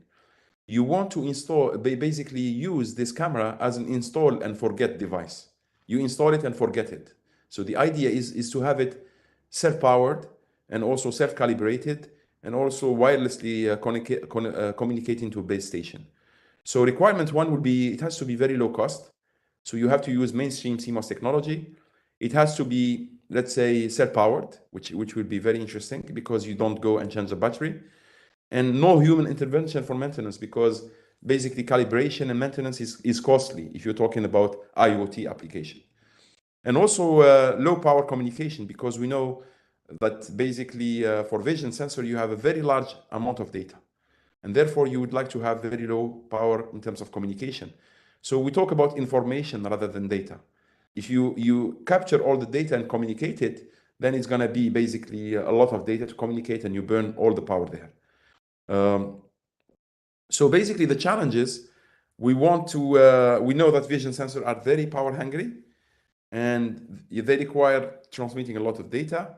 So the key question is, can we use the light itself to self-power the sensor? Can we transmit information rather than data? This is the areas that we are trying to address in this research. So the idea is to have very low power vision sensor. They have to be self-powered, and we have to design intelligent data converter, analog to information rather than ADC. So to start with, let's look at the way basically we designed the sensor in your camera. So this is based on what Eric Fossum has done at GPL in the early 90s. And it's called the 3T transistor. And so the idea is actually to use an NP junction in order to detect the photon. So when you have photon falling into the NP junction, you have a reverse current. And you try to measure this reverse current, which is a very low current. So because it's a very low current, Eric Fossum from GPL came up with this active pixel sensor that is being used until today in our cell phones and in our cameras. And the idea is actually to measure this small current by having a reference voltage at the beginning. So you have a VDD here and a switch. So what you do is you reset this node to VDD. When you reset this node to VDD and then you release, you open this switch, then what happens, this VDD that you have initially at this node is going to be discharged by this current. So because you discharge it with this current, you wait for a certain time and you sample the voltage. So it's called integrating pixel, because you integrate the charges over this capacitor. So because you're integrating charges over capacitor, basically these charges are equal to I photon plus I dark current, if we neglect the dark current, times the integration time, because you're going to wait for a certain time to sample the voltage. So at the end, you're going to end up with a certain voltage because this node is going to be discharged, and it's going to be discharged from VDD to a certain voltage. And this voltage is proportional to the photocurrent that you have, the capacitive node, the node capacitance here, and also how long you waited for. Okay, so if you wait for a long time, you get a large voltage. If you wait for a small time, you get small voltage. So the integration time depends on your photonic current. So if you have low intensity, you need to wait for a long time. If you have a high intensity, you don't need to wait for a long time. So you need to set this integration times. If you set the integration time to be very short, then basically a lot of high illumination node will saturate. If you wait for a long time, you have a lot of saturation. If you wait for a small time, and then you get a very small voltage here. So this limits the dynamic range. And that's why with your camera, typically the iPhone camera, you cannot achieve more than 75 dB is really the maximum. And that's why, for example, if I'm taking a picture in a dark room and there is the sun coming through the window, if you take the picture, you can see a little bit the dark, but the sun, when it's reflected through the window, all of that area is white, right? You have experienced this with your camera. So all of that area is white because all of these high illumination have saturated, and it's because the integration time is short in order to capture the dark region. So the integration time is a problem. So when you choose it to be very long, you can see very dark area, but you don't see the bright. If you set it very short, you can see the bright, but you don't see the dark region. So that's why your dynamic range is limited to something like 75 dB. So remember here, the concept is to fix the integration time and to read the voltage. And the problem with the voltage, it can saturate, because if your current is large, then you saturate because you're gonna basically discharge to zero or charge up to VDD. All right. So dynamic range is a problem. It's very difficult to set an appropriate integration time. As I just explained, if the integration time is short, then you end up with very small voltage. hard to read and also hard to transmit within the array because you have an array of pixels. If you set it to be very large, you have a lot of pixels that will saturate. Saturation means they end up all with the same voltage, and you cannot distinguish between all of these delta V. So if delta V is here, delta V is here, here, all of these are saturated, and all of them give you the same voltage. That's why you see all the bright areas to be the same intensity. So aggressive reduction of voltage swing in CMOS technology is also another challenge, because this dynamic range here, delta V, is fixed by the supply voltage of your chip, and therefore it's very hard to expand the dynamic range. In addition to that, very high computational requirement. If the image processing is performed on real-time basis, you're talking about video rate of 30 frames per second. And storing all these frames and processing them requires a lot of power. So in my group, we come up with a very interesting concept. So we said, can we learn from biology? If you look at the biological system and especially the eye, actually Toby Delbruck has this very interesting paper where they try to look at the characterization of the turtle cones and also biological visual system. And we noticed that basically there is a gain adjustment. So basically, if your intensity is varying, the response curve is varying. So it's not like the image sensor where the response curve is fixed, regardless of the illumination. So in our biological system, we have some kind of adaptation. So if the intensity is high, then we use this conversion rate. If the intensity is low, we use another conversion rate. This means that you can see in the dark, and you can see pretty well also in the high illumination environment. In addition to that, in biological system, we know that information is not encoded into the voltage. It's encoded into the timing. Information is encoded in the time domain. And also there are pulses that communicate between the eye and also the brain in order to process the visual data. So information in the brain is encoded in the time domain. It spikes, and there is no information in the voltage of that spike. You have a train of spike, and basically information is encoded in the time domain. So because of this,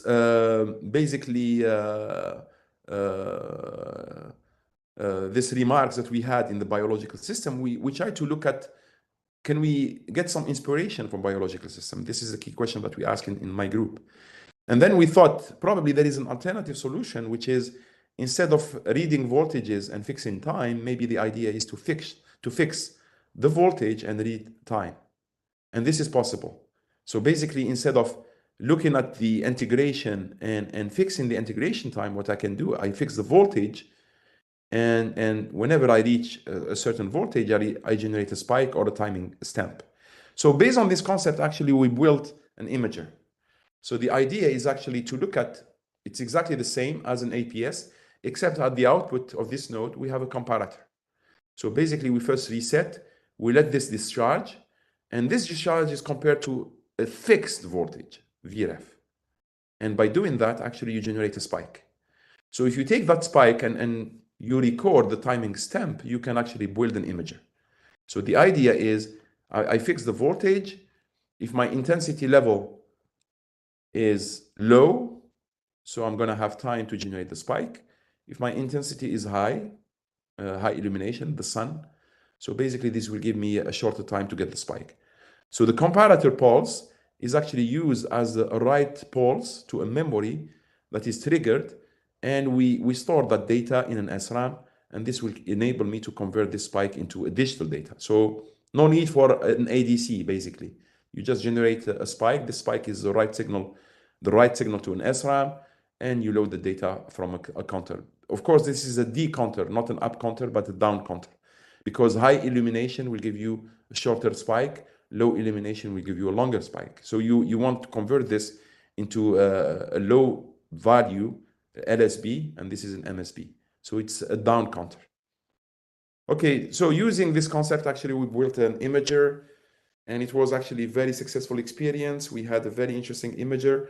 And what is really interesting about this imager is that it can provide a very wide dynamic range. This is actually showing the output from the imager, looking at the sensor with my students, right? I was a bit overweight in this image. So you can see me there with my students. And basically what is really interesting is that if you record this timing and you look at the digital code that you get, then you have a very wide dynamic range. If you look at basically the dynamic range that we have here, 1, 2, 3, 4, 4.5. So you're talking about basically more than 90 dB here. And the conventional imager gives you only about 70 dB. So in theory, you can have as much dynamic range as you want at the expense of frame rate, because you need to wait for a longer time. What is also very interesting about this concept is that you see we are quantizing the data using a counter. So actually, if you play with the clock of this counter, then you can actually basically modulate the code, the digital code. If you modulate the digital code, it means that the response that you implement can be programmable. So by programming the clock, I can program the way I'm storing the data, and I can implement, for example, log response, exponential response, linear response, just by programming digitally the clock of the counter that is digitizing the data. So it turns out that by doing that, actually, we can mimic the biological eye. So this is actually showing that we program the clock, and then basically by programming the clock, you can see that we obtain this response, and you can see that this is adaptive, exactly the same way. This is a log scale. So in the normal scale, it's going to look like this. So it's very similar to what the biological eye is doing. Actually, we published this in a very top journal, and it received a lot of very good feedback and citation. So very interesting. By using just a digital clock, you can actually program your response to be a log response, just like the biological eye. What is the, so I'm telling you all about the good news about this, but in fact, there are some issues that I didn't talk about that we solved, but also the main problem with that is that you need the memory at the pixel level. So if you look at the APS, your camera, the pixel is typically in the order of just a couple of micrometer. With this technology, actually, you will have a very large pixel, because you need the memory. So in this old concept, we did it in 0.35 micron. In this old concept, we have something like 45 by 45, which is, I would say, 100 times larger compared to the pixel of the iPhone, which is very large. Even if you use very advanced technology, we did an extrapolation using different technologies here. This design was done in 0.35 micron. If you go to 90 nano, even at 90 nano, which is shown here, so you end up with something in the area of, let's say, 12 micron, 11 micron. It's still quite large, an order of magnitude larger compared to the APS. In fact, the main issue is that memory, because 70% of the area is taken by the memory. And you can see it here. All the top area here is taken by the memory. So in order to solve this, we thought about the idea of trying to remove the memory. Is it possible to remove the memory? If you want to remove the memory, you end up with a spike within each pixel. And if you have a spike, you need to record somehow that spike. If you don't have a local memory to record it, then basically you end up with an array that is generating spike, and somehow you need to come up with a way to record from a 2D array these spikes that are coming and to convert them into digital mode. So to do that, we come up with this, what we call address event representation imager. And the idea is actually to have an asynchronous imager where you generate the spikes asynchronously and you try to record them without the need of having a memory inside the pixel. So based on this idea, we come up with a very innovative, very interesting memoryless address event imager. And the idea is actually to have this 2D array. You generate spikes that are proportional to your intensity of light, and you try to read out these spikes. So because it's a 2D array, you need the 2D structure. We have a row and column arbitration, and this arbitration will enable me to read these spikes in a very fast way. So it's just like basically handshaking type of protocol, asynchronous. You have spikes that are coming, and I try to generate the address of the spike very quickly. And the timestamp is the encoding of the data. And then I generate the address, so I know from which area my spike has fired. So based on this, we built an imager. Of course, the problem of this is collision, because you may have two spikes that arrive at the same time. And the idea is actually to try to do it very fast, and you do it in a fair way, because you want to arbitrate in a fair way. You don't want to be taken only from one side of the imager, and therefore you end up losing some information. So I don't want to go into a lot of detail, because this is actually a very complex chip. Just this arbitration concept, the way to implement it, the way to do it very high speed is pretty complicated. But looking at the pixel, the idea is actually to generate an event. So it's just like a comparator. So instead of having a complex comparator, we change it into just a feedback inverter in order to get a very low power and actually to generate the spike using just an inverter. This is just an inverter, and it's using a current feedback in order to reduce the current. So basically, initially, when this reaches the threshold voltage of the inverter, it generates a spike. This spike is gonna turn on some transistors on, like this transistor. And if it turns on this transistor, it will send a signal, which is a request to the arbiter. I fired, I want to generate my spike. So you generate a request, and then you get an acknowledgement back from the row and the column, and you record basically the address of that terminal. So this is looking at the simulation. We start the integration, we generate the event, and then we generate a row and column request. After the row request, we get a row acknowledgement, and then we request the column. We get the column acknowledgement, and then we read that address, and then we start again. So it's an asynchronous process. And based on this idea, actually, we implemented another imager. And this imager, as you can see now, is actually pretty interesting, because we can go down to about 15 micron as compared to 45 micron pixel pitch. We have a much higher fill factor, and we have also very low power, because actually all you need to do is generate the spike and encode the spike. What is interesting about this is that because it's an array, the pixel that has a higher illumination will request the bus first. So it's going to generate the address first. So naturally, the pixels are ordered in the output. You start from high illumination to low illumination, and you start generating addresses of high illuminated pixel versus the late one. The late arriving one would be low illuminated pixel. So because your illumination is ordered. Can you hear me? Yeah, it's okay, Prof. Please continue. Yeah, because we have an ordering of this illumination, we can actually implement histogram equalization very easily, because all of the data that is coming is ordered, high illumination to low illumination. So what I can do is, basically, I want to equalize the histogram of my image. Then what I can do, I can basically associate the coding of the first group of pixels that I get to FF11111. So I'm going to have, let's say, assume that I have basically, let's say we have something like 1,000 pixels, and I want to basically do the histogram equalization. Then what I can do is, suppose that I have 10 bit of data, and I have 1,000 pixels. So the first, basically, let's say, pixels that arrive will have a code of 111111. They are all associated with a high intensity. And then I decrease the counter by one value, and I have the same number of pixels next, the same number of pixels next. So I equalize the histogram.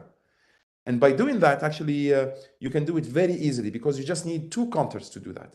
The counter to generate the code, and the counter to generate how many pixels you want in that bin.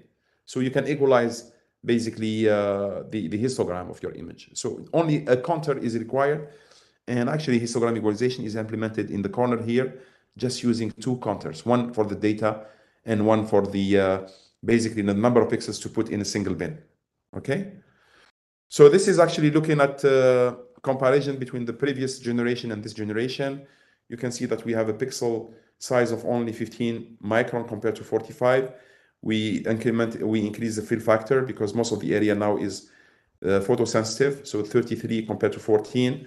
We went from 1 microamp per pixel to 10 nanoamp per pixel, and the chip size is much smaller, and we improve on everything basically. What is also interesting about this design is actually very, very interesting. If you measure just the power over time, the power over time is the histogram of the image. Why? Because initially you have high intensity pixels that fire. So when you fire, when you reach the threshold, you consume power, because that's when you record the address, that's when you store that somewhere, and so on. When you don't fire, you don't consume power. So when you fire, it's a pixel that is being recorded. So basically, if you measure the current over time, it gives you the histogram of the image. Just the plot of the power over time is the histogram of the image. Why? If I have a lot of intensities, a lot of high intensities in my image, it means a lot of pixels will fire early. If a lot of pixels fire early, you consume a lot of power initially. So this histogram here tells me that I have a lot of pixels that have very bright intensity. This is actually telling me that I have two regions with bright areas and it's pretty uniform. So just looking at the power over time gives you the histogram of the image. So it's actually very interesting because the amount of power consumed is proportional to the number of pixels that are firing. So power is actually number of pixels over time, its intensity, it's directly the histogram. And also we have implemented many, I don't have time to go through all the chips that we have done in this area, but one very interesting area is also the fact that pixels are ordered. So high intensity will come first, and then low intensity will come last. So if you look at the pattern of how pixels fire over time, you can actually implement adaptive quantization. What does it mean, adaptive quantization? Instead of using uniform coding for my timing stems, what I can do, if I look at the firing times of the pixels, I can draw some kind of statistics. And I know that most of my image contrast is here in this area. So instead of uniformly quantizing my time domain, I can actually use more coding in this area and I improve the contrast. So by doing this, you can improve the contrast of the image. So you can think about it as doing some kind of iterations. And by looking at the statistic, I iterate and I adjust my quantization level and I can improve basically my contrast without adding any bits. Reversely, what you can do, you can also use less number of bits to get the equivalent contrast. So you can use it for compression as well. So actually, this is a MATLAB simulation showing the statistic of the image and the quantization level. And we can show that over time, you can actually adjust your quantization level to match exactly your data. And this will give you a much higher contrast. We developed a model to do that, a mathematical model. And actually, we built a very interesting high contrast imager. And also we use this in order to do compression as well, because you can use less bits and adjust these bits to fit basically your image and fit basically where you have more probability for your timing stems to happen.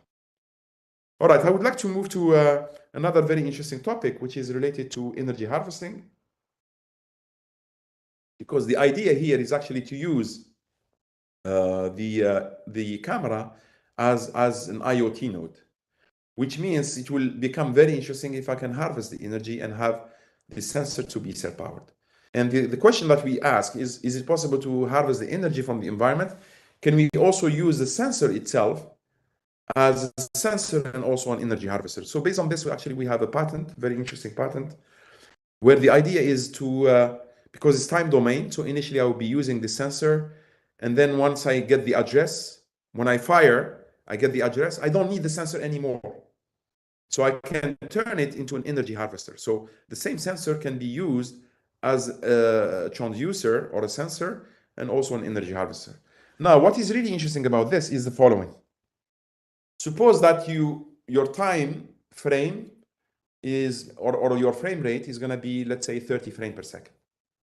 If you're operating at 30 frames per second, it means basically your integration time, depending on the resolution that you have. But if you have a low resolution, basically you end up with a timing that is in the order of tens or hundreds of milliseconds. So one frame is, let's say, 100 milliseconds. Okay? So if I have to wait to capture the image 100 milliseconds, and then I have my high illuminated pixel that fires very early. So probably this firing time is in the order of nanosecond. So highly illuminated pixel will fire after nanosecond. So once I get that pixel that fires, I don't need it anymore. So after 1 nanosecond, I don't need it.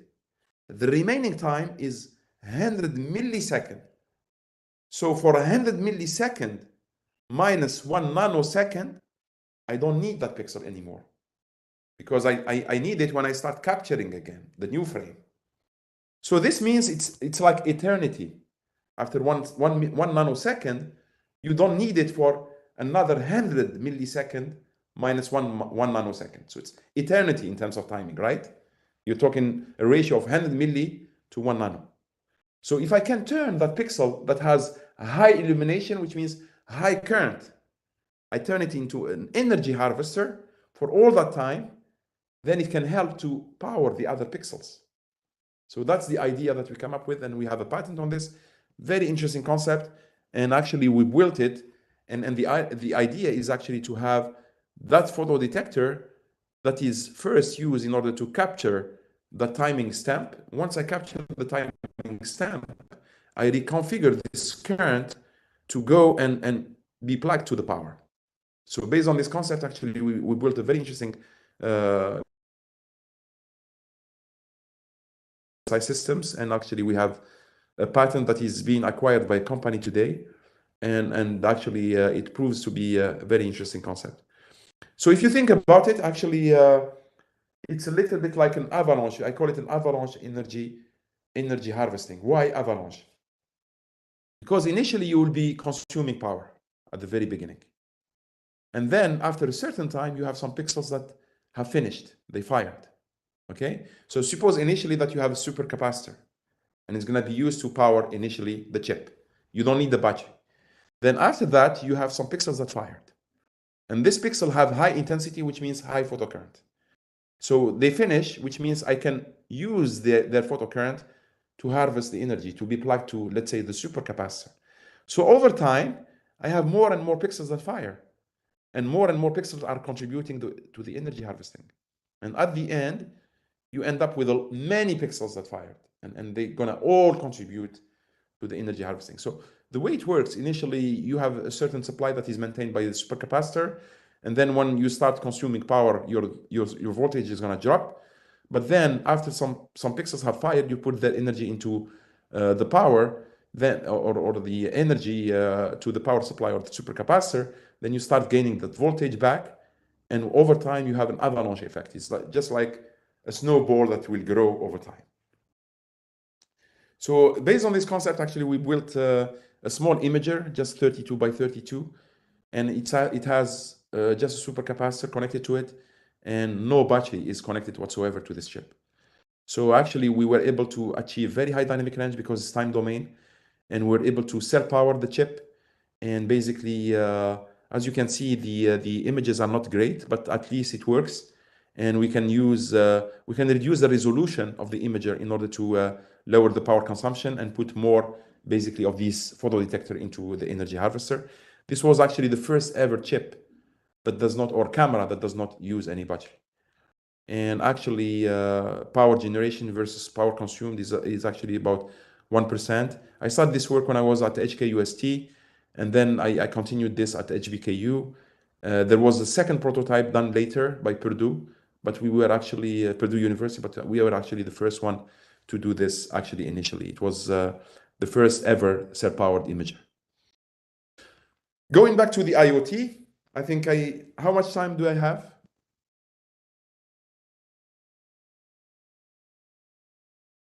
Mr. Chairman, how much time do I still have?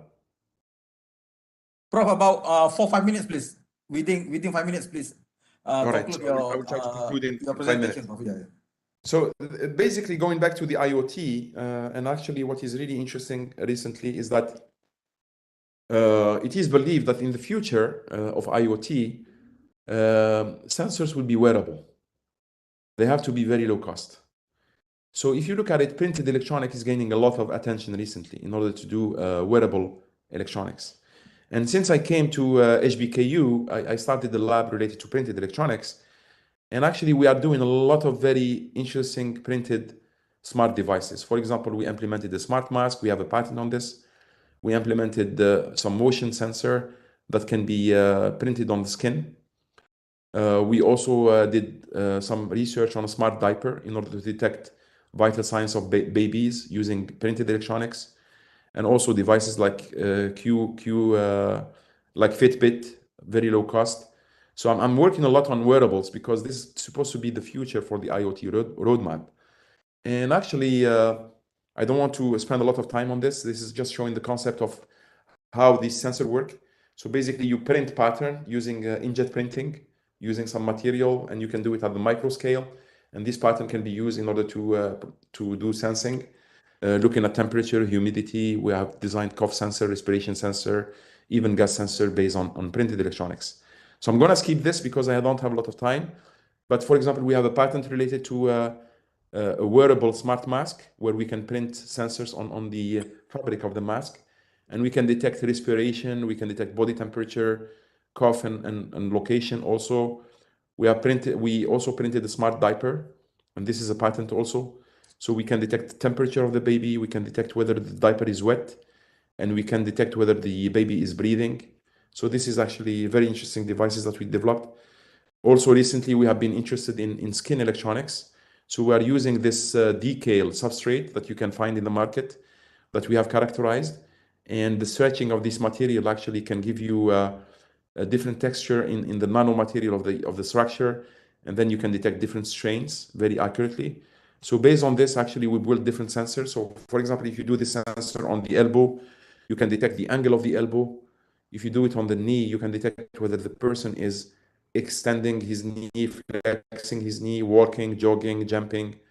And also, if you do it on the finger, you can actually detect some texture on the finger.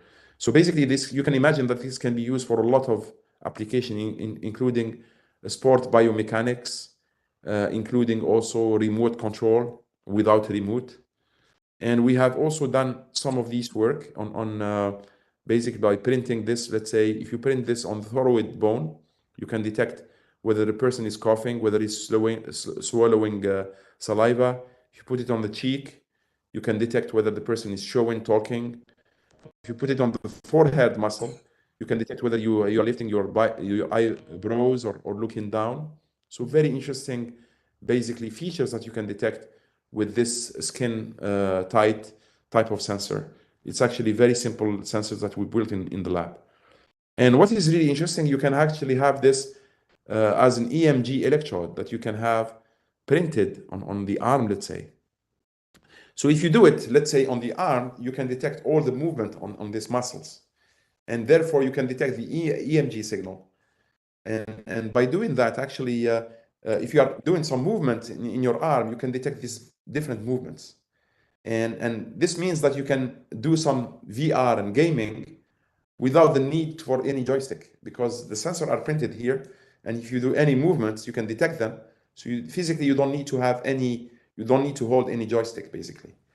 If you do it again on the arm, you can use it as an EMG sensor. And there is actually a Nature paper that my postdoc published.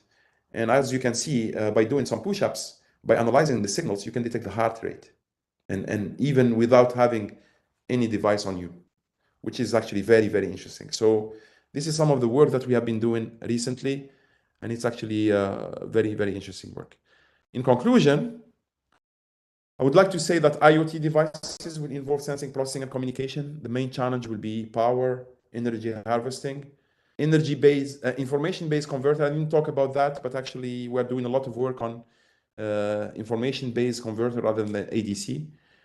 And if you look at my presentation, the common theme of all the presentation that I had is actually time domain.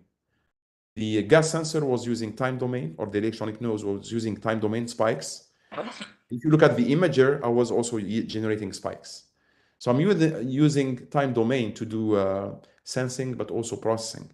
This has a lot of advantages, including immunity against dynamic range, immunity against noise, and also reduced power. Very promising for processing. We have seen that histogram can be seen just as plotting the power of the chip. Histogram equalization is done just by a counter. and basically you can do a lot of things, including ADC-free, very promising for VLSI implementation because you're dealing with spikes, and therefore it's very easy to implement image processing. IoT devices are today a reality for a lot of applications. IoT devices are still challenging for other applications such as vision, and then the main limitation for vision is data-intensive, power-hungry communication. There are a lot of promising research avenues, including compressive sensing and also looking at areas related to energy harvesting. But there are still a lot of hurdles in this area, but I would like to conclude by saying that these difficulties will eventually lead to more opportunities for innovation, and that's what researchers are looking for. Thank you very much. I would like to conclude my talk by this quote, and I would like to welcome any questions you may have. Thank you. Yeah, Alhamdulillah. Thank you so much, Prof, for your very interesting and informative presentation, Prof. Thank you so much. I think we could allow one question from the floor. If maybe our participant has something to clarify on certain point. Please, any question from the participants? Just for one question only, because we should finish by as soon as possible. Any question? Sorry, we started a bit late, that's why. No, it's okay, Prof. Any question from the floors, from the participants? So since no question, Prof, just one thing, Prof. Yeah. In the second part of your presentation, Prof, you have presented about the technique to minimize the power and also the way how you have proposed also the ADC free analog to digital converter free. So Prof, my question is, usually in order to minimize the power, we consider the transistor in the device configuration, but in your device that you have fabricated, Prof, you have considered the PN junction here, Prof. Could you explain a bit on that, Prof? Why you have considered the PN junction in the device fabrication that you have fabricated?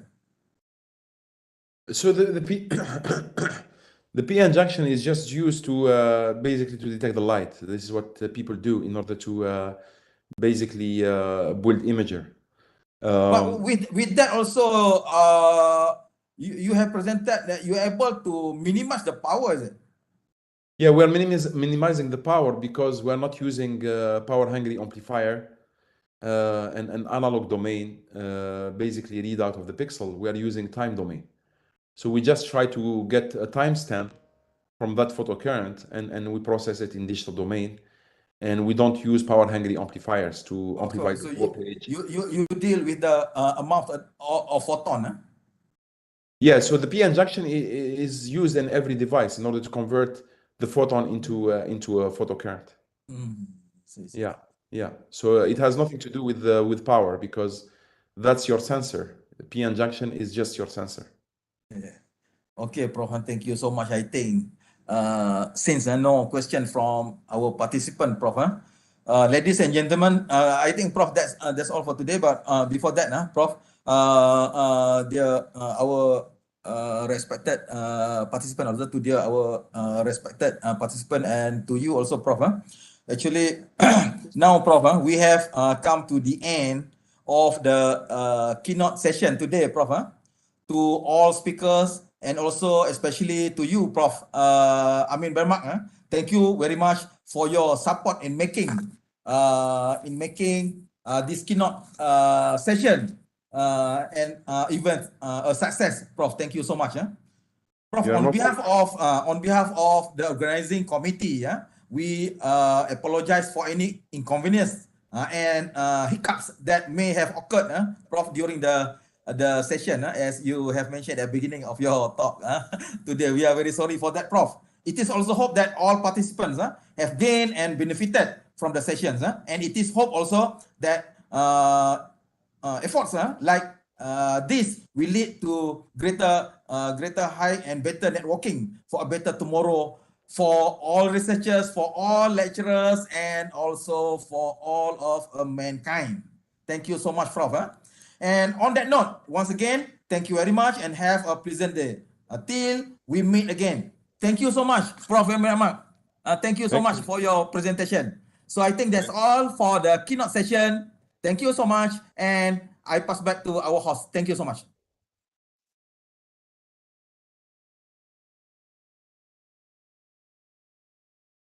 All right.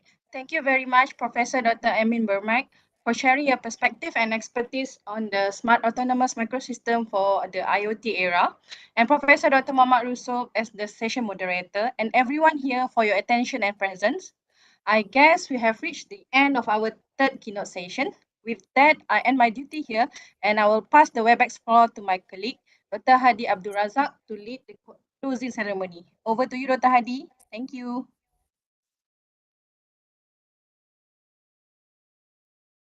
Thank you, Dr. Natasha. Okay, ladies and gentlemen, we are about to begin today's closing ceremony. To ensure a smooth running of our event, we would like to seek everyone's cooperation to mute the microphone when the event starts in a few minutes. So sit back and enjoy today's event.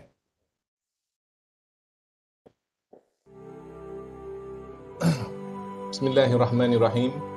The Honorable Datuk Dr. Amar Abdul Ghaffar, Senior Director, International Promotion, America, Europe and Oceania, Malaysia Tourism Board, Promotion Board, Malaysia. The Honorable Professor David Forrest, School of Art, RMIT University, Melbourne, Australia. The Honorable Professor Dr. Amine Bermak, Professor and Associate Dean Hamad bin Khalifa, University, Qatar. The Honorable Professor Dr. Noritawati Mattahir, Director of Research Nexus UITM, the Honorable Professor Dr. Noor Azura Magani, the Director of Research Management Center, our sponsor, the Honorable Professor Insigne Dr. Zuhaina Haji Zakaria, Dean UITM Postgraduate Institute, our co-organizer from Universitas Andalas, Indonesia, Yunnan, Deputy Directors, Coordinators of Research Nexus UITM Renew, and Research Management Center UITM RMC. Dear participant, presenter of CSSR 2022, distinguished guests, ladies and gentlemen, Assalamualaikum warahmatullahi wabarakatuh, and good evening to all. I'm Abdul Hadi Abdul Razak, Coordinator of Cyber Technology, Research Nexus UITM, and I'll be your host for today's event. First of all, we would like to thank the organizing committee from Research Nexus UITM, Research Management Center UITM, and Office of UITM Deputy Vice Chancellor, Research and Innovation for all their enthusiasm and hard work to prepare this event successfully. Ladies and gentlemen, to kick off the closing ceremony, we will start by the closing remark. We are pleased to invite Professor Technologist Dr. Noor Azza Abdul Rahman, UITM Deputy Vice Chancellor, Research and Innovation, to formally close this event. Bismillahirrahmanirrahim. The Honorable Datuk Dr. Amar Abdul Ghaffar, Senior Director, International Promotions, America, Europe and Oceania, Malaysia Tourism Promotion Board, MPTB. The Honorable Professor David Forrest, Professor of Music Education, RMIT University, the Honorable Professor Dr. Amine Bermak, Professor and Associate Dean, Hamad bin Khalifa University, the Honorable Professor Dr. Noritawati Mattahir, Director of Research Nexus UITM, the Honorable Professor Dr. Noor Azura Magani, Director of Research Management Center, Deputy Directors, Coordinators Renew and RMC, distinguished guests, ladies and gentlemen. Assalamualaikum warahmatullahi ta'ala wabarakatuh and salam sejahtera. On behalf of University Teknologi Mara, UITM, and the organizing committee, I am delighted to deliver this closing remark on the success of the 9th International Conference on Science and Social Research, CSSR 2022, which will soon conclude. Firstly, I would like to thank our distinguished keynote speakers who shared their valuable experiences at the plenary sessions, presenters, authors, reviewers, and all parties who have contributed their best efforts and assistance in organizing the event and ensuring the success of CSSR 2022. In addition, the committee successfully hosted the event as the plenary and breakout sessions, and all presentations were delivered with minimum technical issues. During those 2 days, we all had insightful interactive discussions and a great chance to share the outcomes of our research. Congratulations, everyone. It is gratifying to note that the agenda of the conference presentation covers a broad spectrum of enthralling 6 conference tracks relating to health and wellness, industrial and cyber technologies, logistics and transportation, energy and environment, and social creativity and innovation, which complementing UITM's strategic research alliances championed by Renew with the intention to promote multidisciplinary research collaborations. They have been established to ensure our researchers work across a wide variety of fields in collaboration with their colleagues at the local, national, and international levels in search of solutions to critical issues that the world faces and to develop a positive future for the next generations. With this year's theme, addressing global challenges for societal well-being, these strategic establishments, together with the university's excellent research and development infrastructures, are seen to be the catalyst for UITM to endeavor to be world leaders in cutting-edge research as we embark on our journey to the GRU 2025. Ladies and gentlemen, I am grateful to the experts who have come to share their knowledge and views throughout the conference. I also welcome the representatives from the governments and industry associations that have joined CSSR 2022. This conference has provided a valuable opportunity for researchers, technology experts, practitioners, and academicians, and industrial players to share their research outcomes and further strengthen their development activities through an interdisciplinary approach. I do hope that CSSR 2022 has been able to impact all of us to foster significantly and empower society through science and technology from sustainable innovation. My biggest hope is that after this conference, more new research ideas can be developed to lead the nation by creating new knowledge and discipline.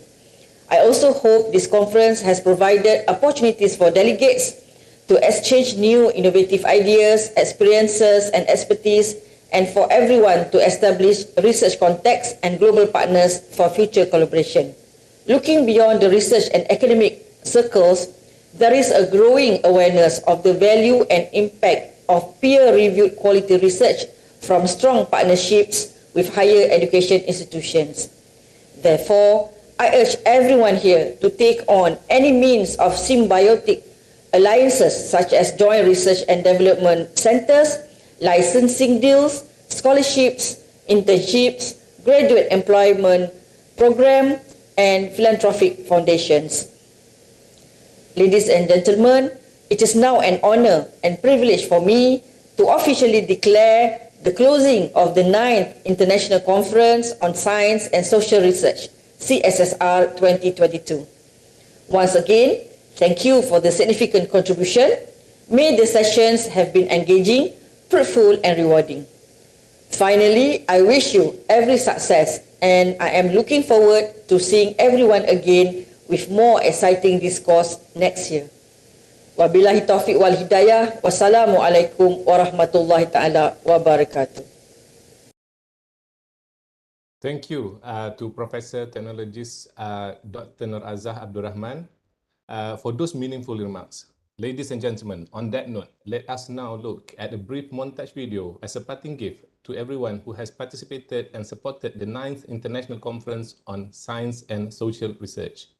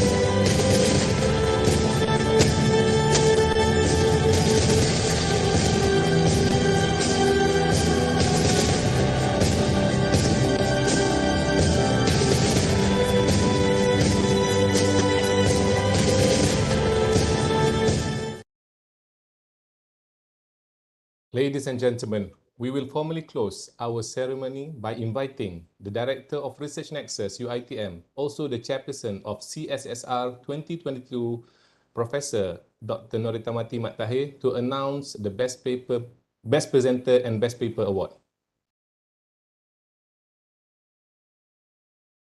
Thank you, Dr. Hadi. Bismillahirrahmanirrahim. To our honorable keynote speakers, Dr. Amar Abdul Ghaffar from Malaysia Tourism Promotion Board, MPTB, Malaysia, Professor Dr. David Forrest, School of Art, RMIT University, Melbourne, Australia, and as our Professor Dr. Amine Bermak just finished his keynote with us, a wonderful one, Professor and Associate Dean Hamad bin Khalifa University, Qatar. To the Honorable Professor IR Dr. Zuhaina Haji Zakaria, Dean of UiTM Postgraduate Institute, IPSIS, as our sponsor, our co-organizer from Universitas Andalas Indonesia, UNAN, Deputy Directors, Coordinators, Renew and RMC, professors, distinguished guests, and all presenters and participants of CSSR 2022. Ladies and gentlemen, Assalamualaikum warahmatullahi wabarakatuh, and good afternoon to everyone. Our goal remains to provide a conference of the highest quality.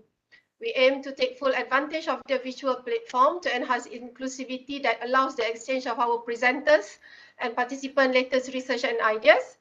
So the visual platform is now a normal gathering platform for researchers, academics, scientists, and practitioners for all of us, right? We found that during these 2 days, presenters took advantage of this visual session and stay interactive. We tried as much as possible for participants to connect with each other and further expand their areas of expertise. Once again, we are gathered here to announce the Best Presenter Awards as well as the Best Paper Award recipients for the 9th International Conference on Science and Social Research 2022, CSSR 2022. The awards are categorized into two. Best Presenter Award for every session. We have 3 sessions and 17 parallel presentation virtually. And we have 6 Best Paper Award for each track that comprise of the track that mentioned by the Honorable Professor TS Dr. Nur Azhar in her closing speech just now. Okay. Allow me to actually announce for session A, the Best Presenter Award. There are 6 of them for each session. Yeah. The first goes to Muhammad Nazis Saad from UiTM Malaysia with paper title Kinetic Hydrolysis of Cellulose Biopolymer Bicarbon Nanotubes Immobilized Cellulose. The second one goes to Muhammad Hadri Muhammad Rosaidi from University Technology Mara, Malaysia with paper title National Frequencies Optimization of Hybrid Composite Laminates Using Response Surface Method. As for the third one, goes to paper title, please. A study of innovation on cultural and creative product designing traditional Chinese poetry into product presented by Zhu Minyu from UiTM Malaysia. And the fourth for session A goes to paper title Technopreneur versus Entrepreneur Orientation in Fashion Design Education presented by Rahayu Purnama from UiTM Malaysia. The fifth session Best Presenter goes to Wahida Muhammad Idris from UiTM with the paper title The Rise of Youth Crimes, Issues and Challenges from the Lens of Policy Implementers and Judiciary. And last but not least for session A, the Best Presenter Award goes to Herwandi, Fakultas Ilmu Budaya Universitas Andalas Indonesia with paper title Formation of Birds Element in Minangkabau Pattern Within the Fiqh and Sufism Perspective. That's for session A for each of the 6 parallel sessions. As for session B, okay, the Best Presenter Awards goes to paper title Color and COD removal from food and beverages industrial waste water by using spent alkalis carbide lime SACL, presented by Nur Ain Muhammad Zainuddin from UiTM Malaysia. Congratulations, Nur Ain. The second session goes to presenter Nurul Suhana Muhammad Sufian from University Technology Mara, Malaysia. Paper title Antibiotic Resistant Escherichia coli isolated from fecal samples of cow at livestock farm in Kedah. The third session goes to paper title Overview of Semiotic Concept of Preschooler Comprehension in Behavior Change, presented by Nur Aziana Abdul Rahman from UNICEL, Malaysia. The fourth goes to Susila Devi Chandran from Faculty of Administrative Science and Policy Studies, University Technology Mara, Malaysia, with paper title Profiling Turkey's New Role in OIC, Complementing or Competing with Saudi Arabia. The fifth session, best presenter goes to paper title The Effect of Problem-Solving Approach on Students' Heuristic Knowledge Development, presented by Nurul Akmal Muhammad Nasir, University Technology Mara, Malaysia. And the next one for the sixth session goes to Muhammad Azhar Samin from Faculty of Art and Design, University Technology Mara, Selangor, Malaysia, with paper title Sustainable Pineapple Fabric Being Used Through Local Hand-Drawn Batik Technique. Congratulations. Okay. For session C, we have 7 parallel sessions. Sorry, we have 5 parallel sessions. And the first session, the best presenter goes to Nurul Shaza Abdul Latif from University of Technology Mara with paper title Stability Analysis of Competition Model of iOS and Android.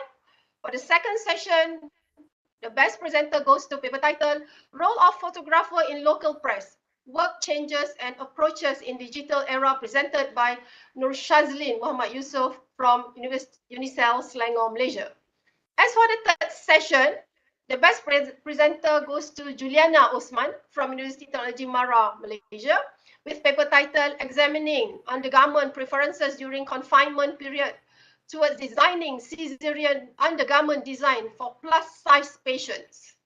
And the fourth session, best presenter goes to Nur Katrina Anis Ahmad Ghani from University Technology Mara, and is actually a collaboration with Malaysia Airline Berhad, the research, okay, with paper title Building Efficiency and Welfare in Malaysia Competitive Aviation Market Structure. And last but not least, the best presenter for the last session goes to Novia Triyat from Universitas Andalas, Indonesia, with paper title Konjungsi Korelatif dalam Media Cetak Nasional, Kajian Bentuk dan Makna. Congratulations to all guys. Okay, the second category, okay, will be the best paper award for each track. Okay, and allow me to actually elaborate further. Okay, as for the best paper award, all the finalists for best paper award are selected during the strict tentative rounds on a range of evaluation criteria. So the criteria to be considered as best paper are clear research and theoretical framing with well-articulated research objectives, appropriate and adequate literature reviews to inform the study conducted, required concepts are introduced clearly. Next criteria is research methodology and analysis. It is clear and precise. Clearly and appropriately established match between the research inquiry and the methodology employed, along with completeness and quality of analysis.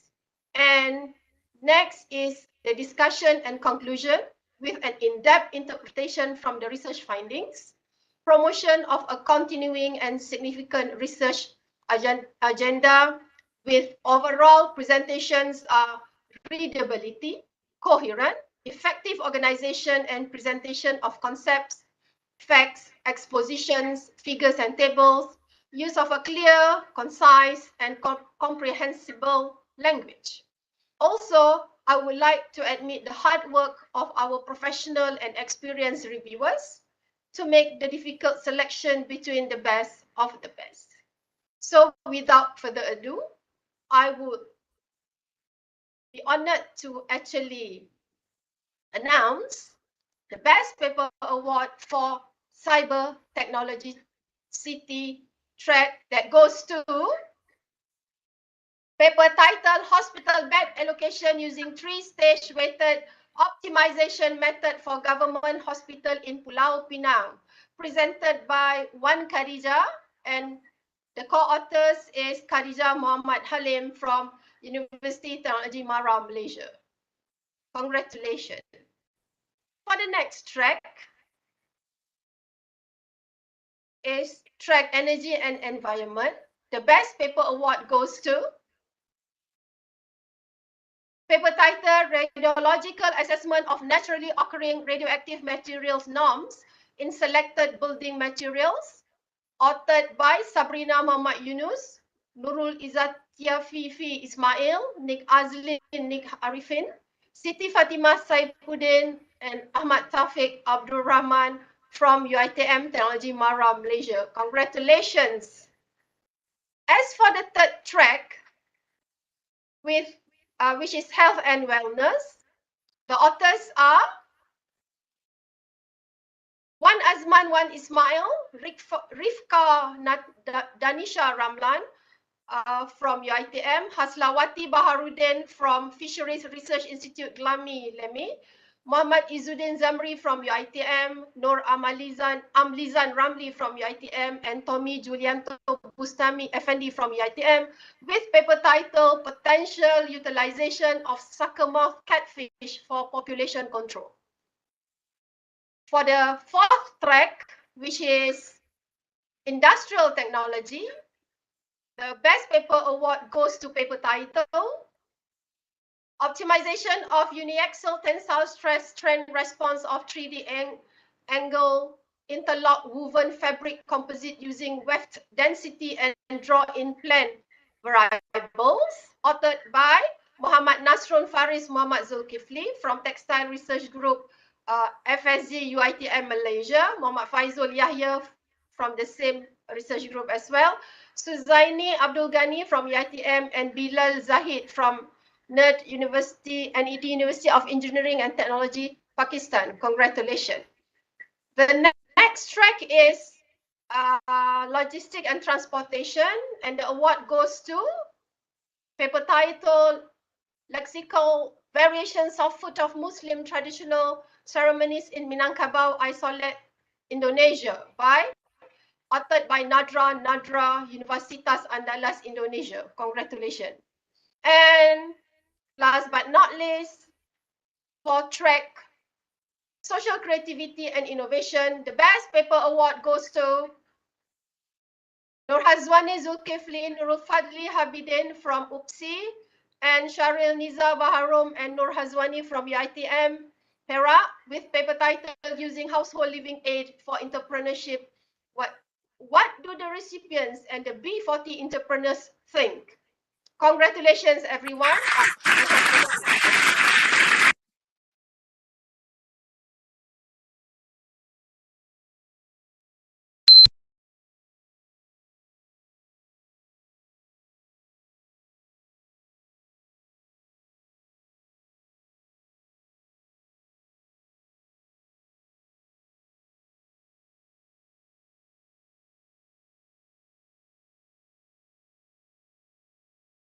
Thank you, Professor Dr. Noritawati Matahir, and a huge congratulations to all winning recipients.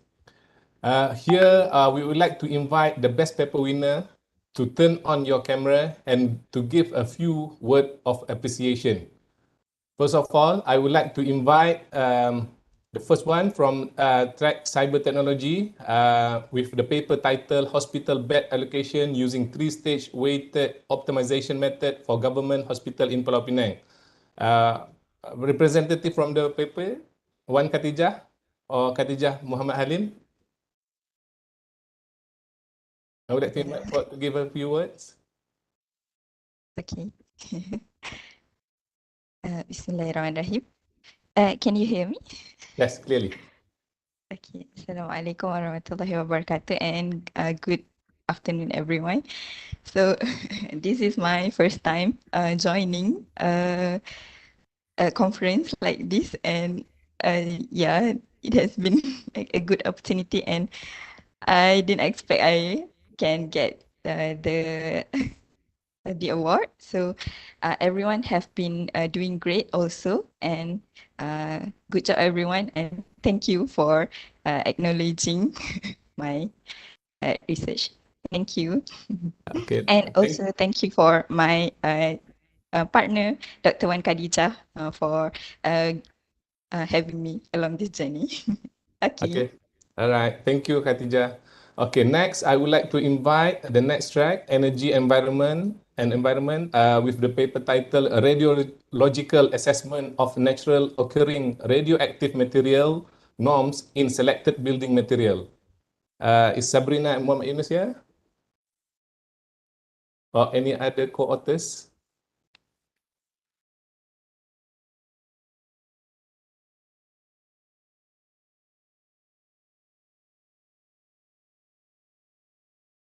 No? All right, we move on to the next Best Paper Award. I would like to invite Wan Azman, Wan Ismail, or any other co-author of the paper titled Potential Utilization of Suckermouth Catfish for Population Control. This is from Track Health and Wellness. Assalamualaikum warahmatullahi wabarakatuh, and very good afternoon. I just would like to take this opportunity to express my gratitude to the organizers, because frankly speaking, this is also my first time participating in this kind of a conference, and frankly speaking, it really boosts my confidence starting from the CSSR workshop last month or last 2 months. Thank you again to Renew for this wonderful opportunity. Thank you. Thank you, Wan Azman. All right, for next, I would like to invite from Tracks Industrial Technology, the best paper entitled Optimization of Uni-Axial Tensile Stress Strain Response of 3D Angle Interlock Woven Fabric Composite using weft density and draw-in plan variables. Muhammad Nasrun Faris Muhammad Zulkifli, or any of the co-authors? Few words.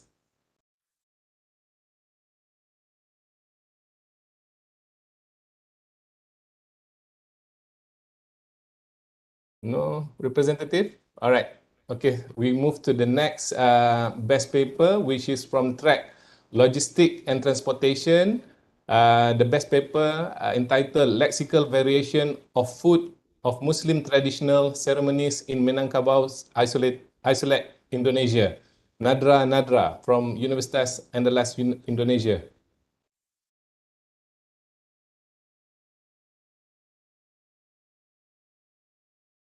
Nadra?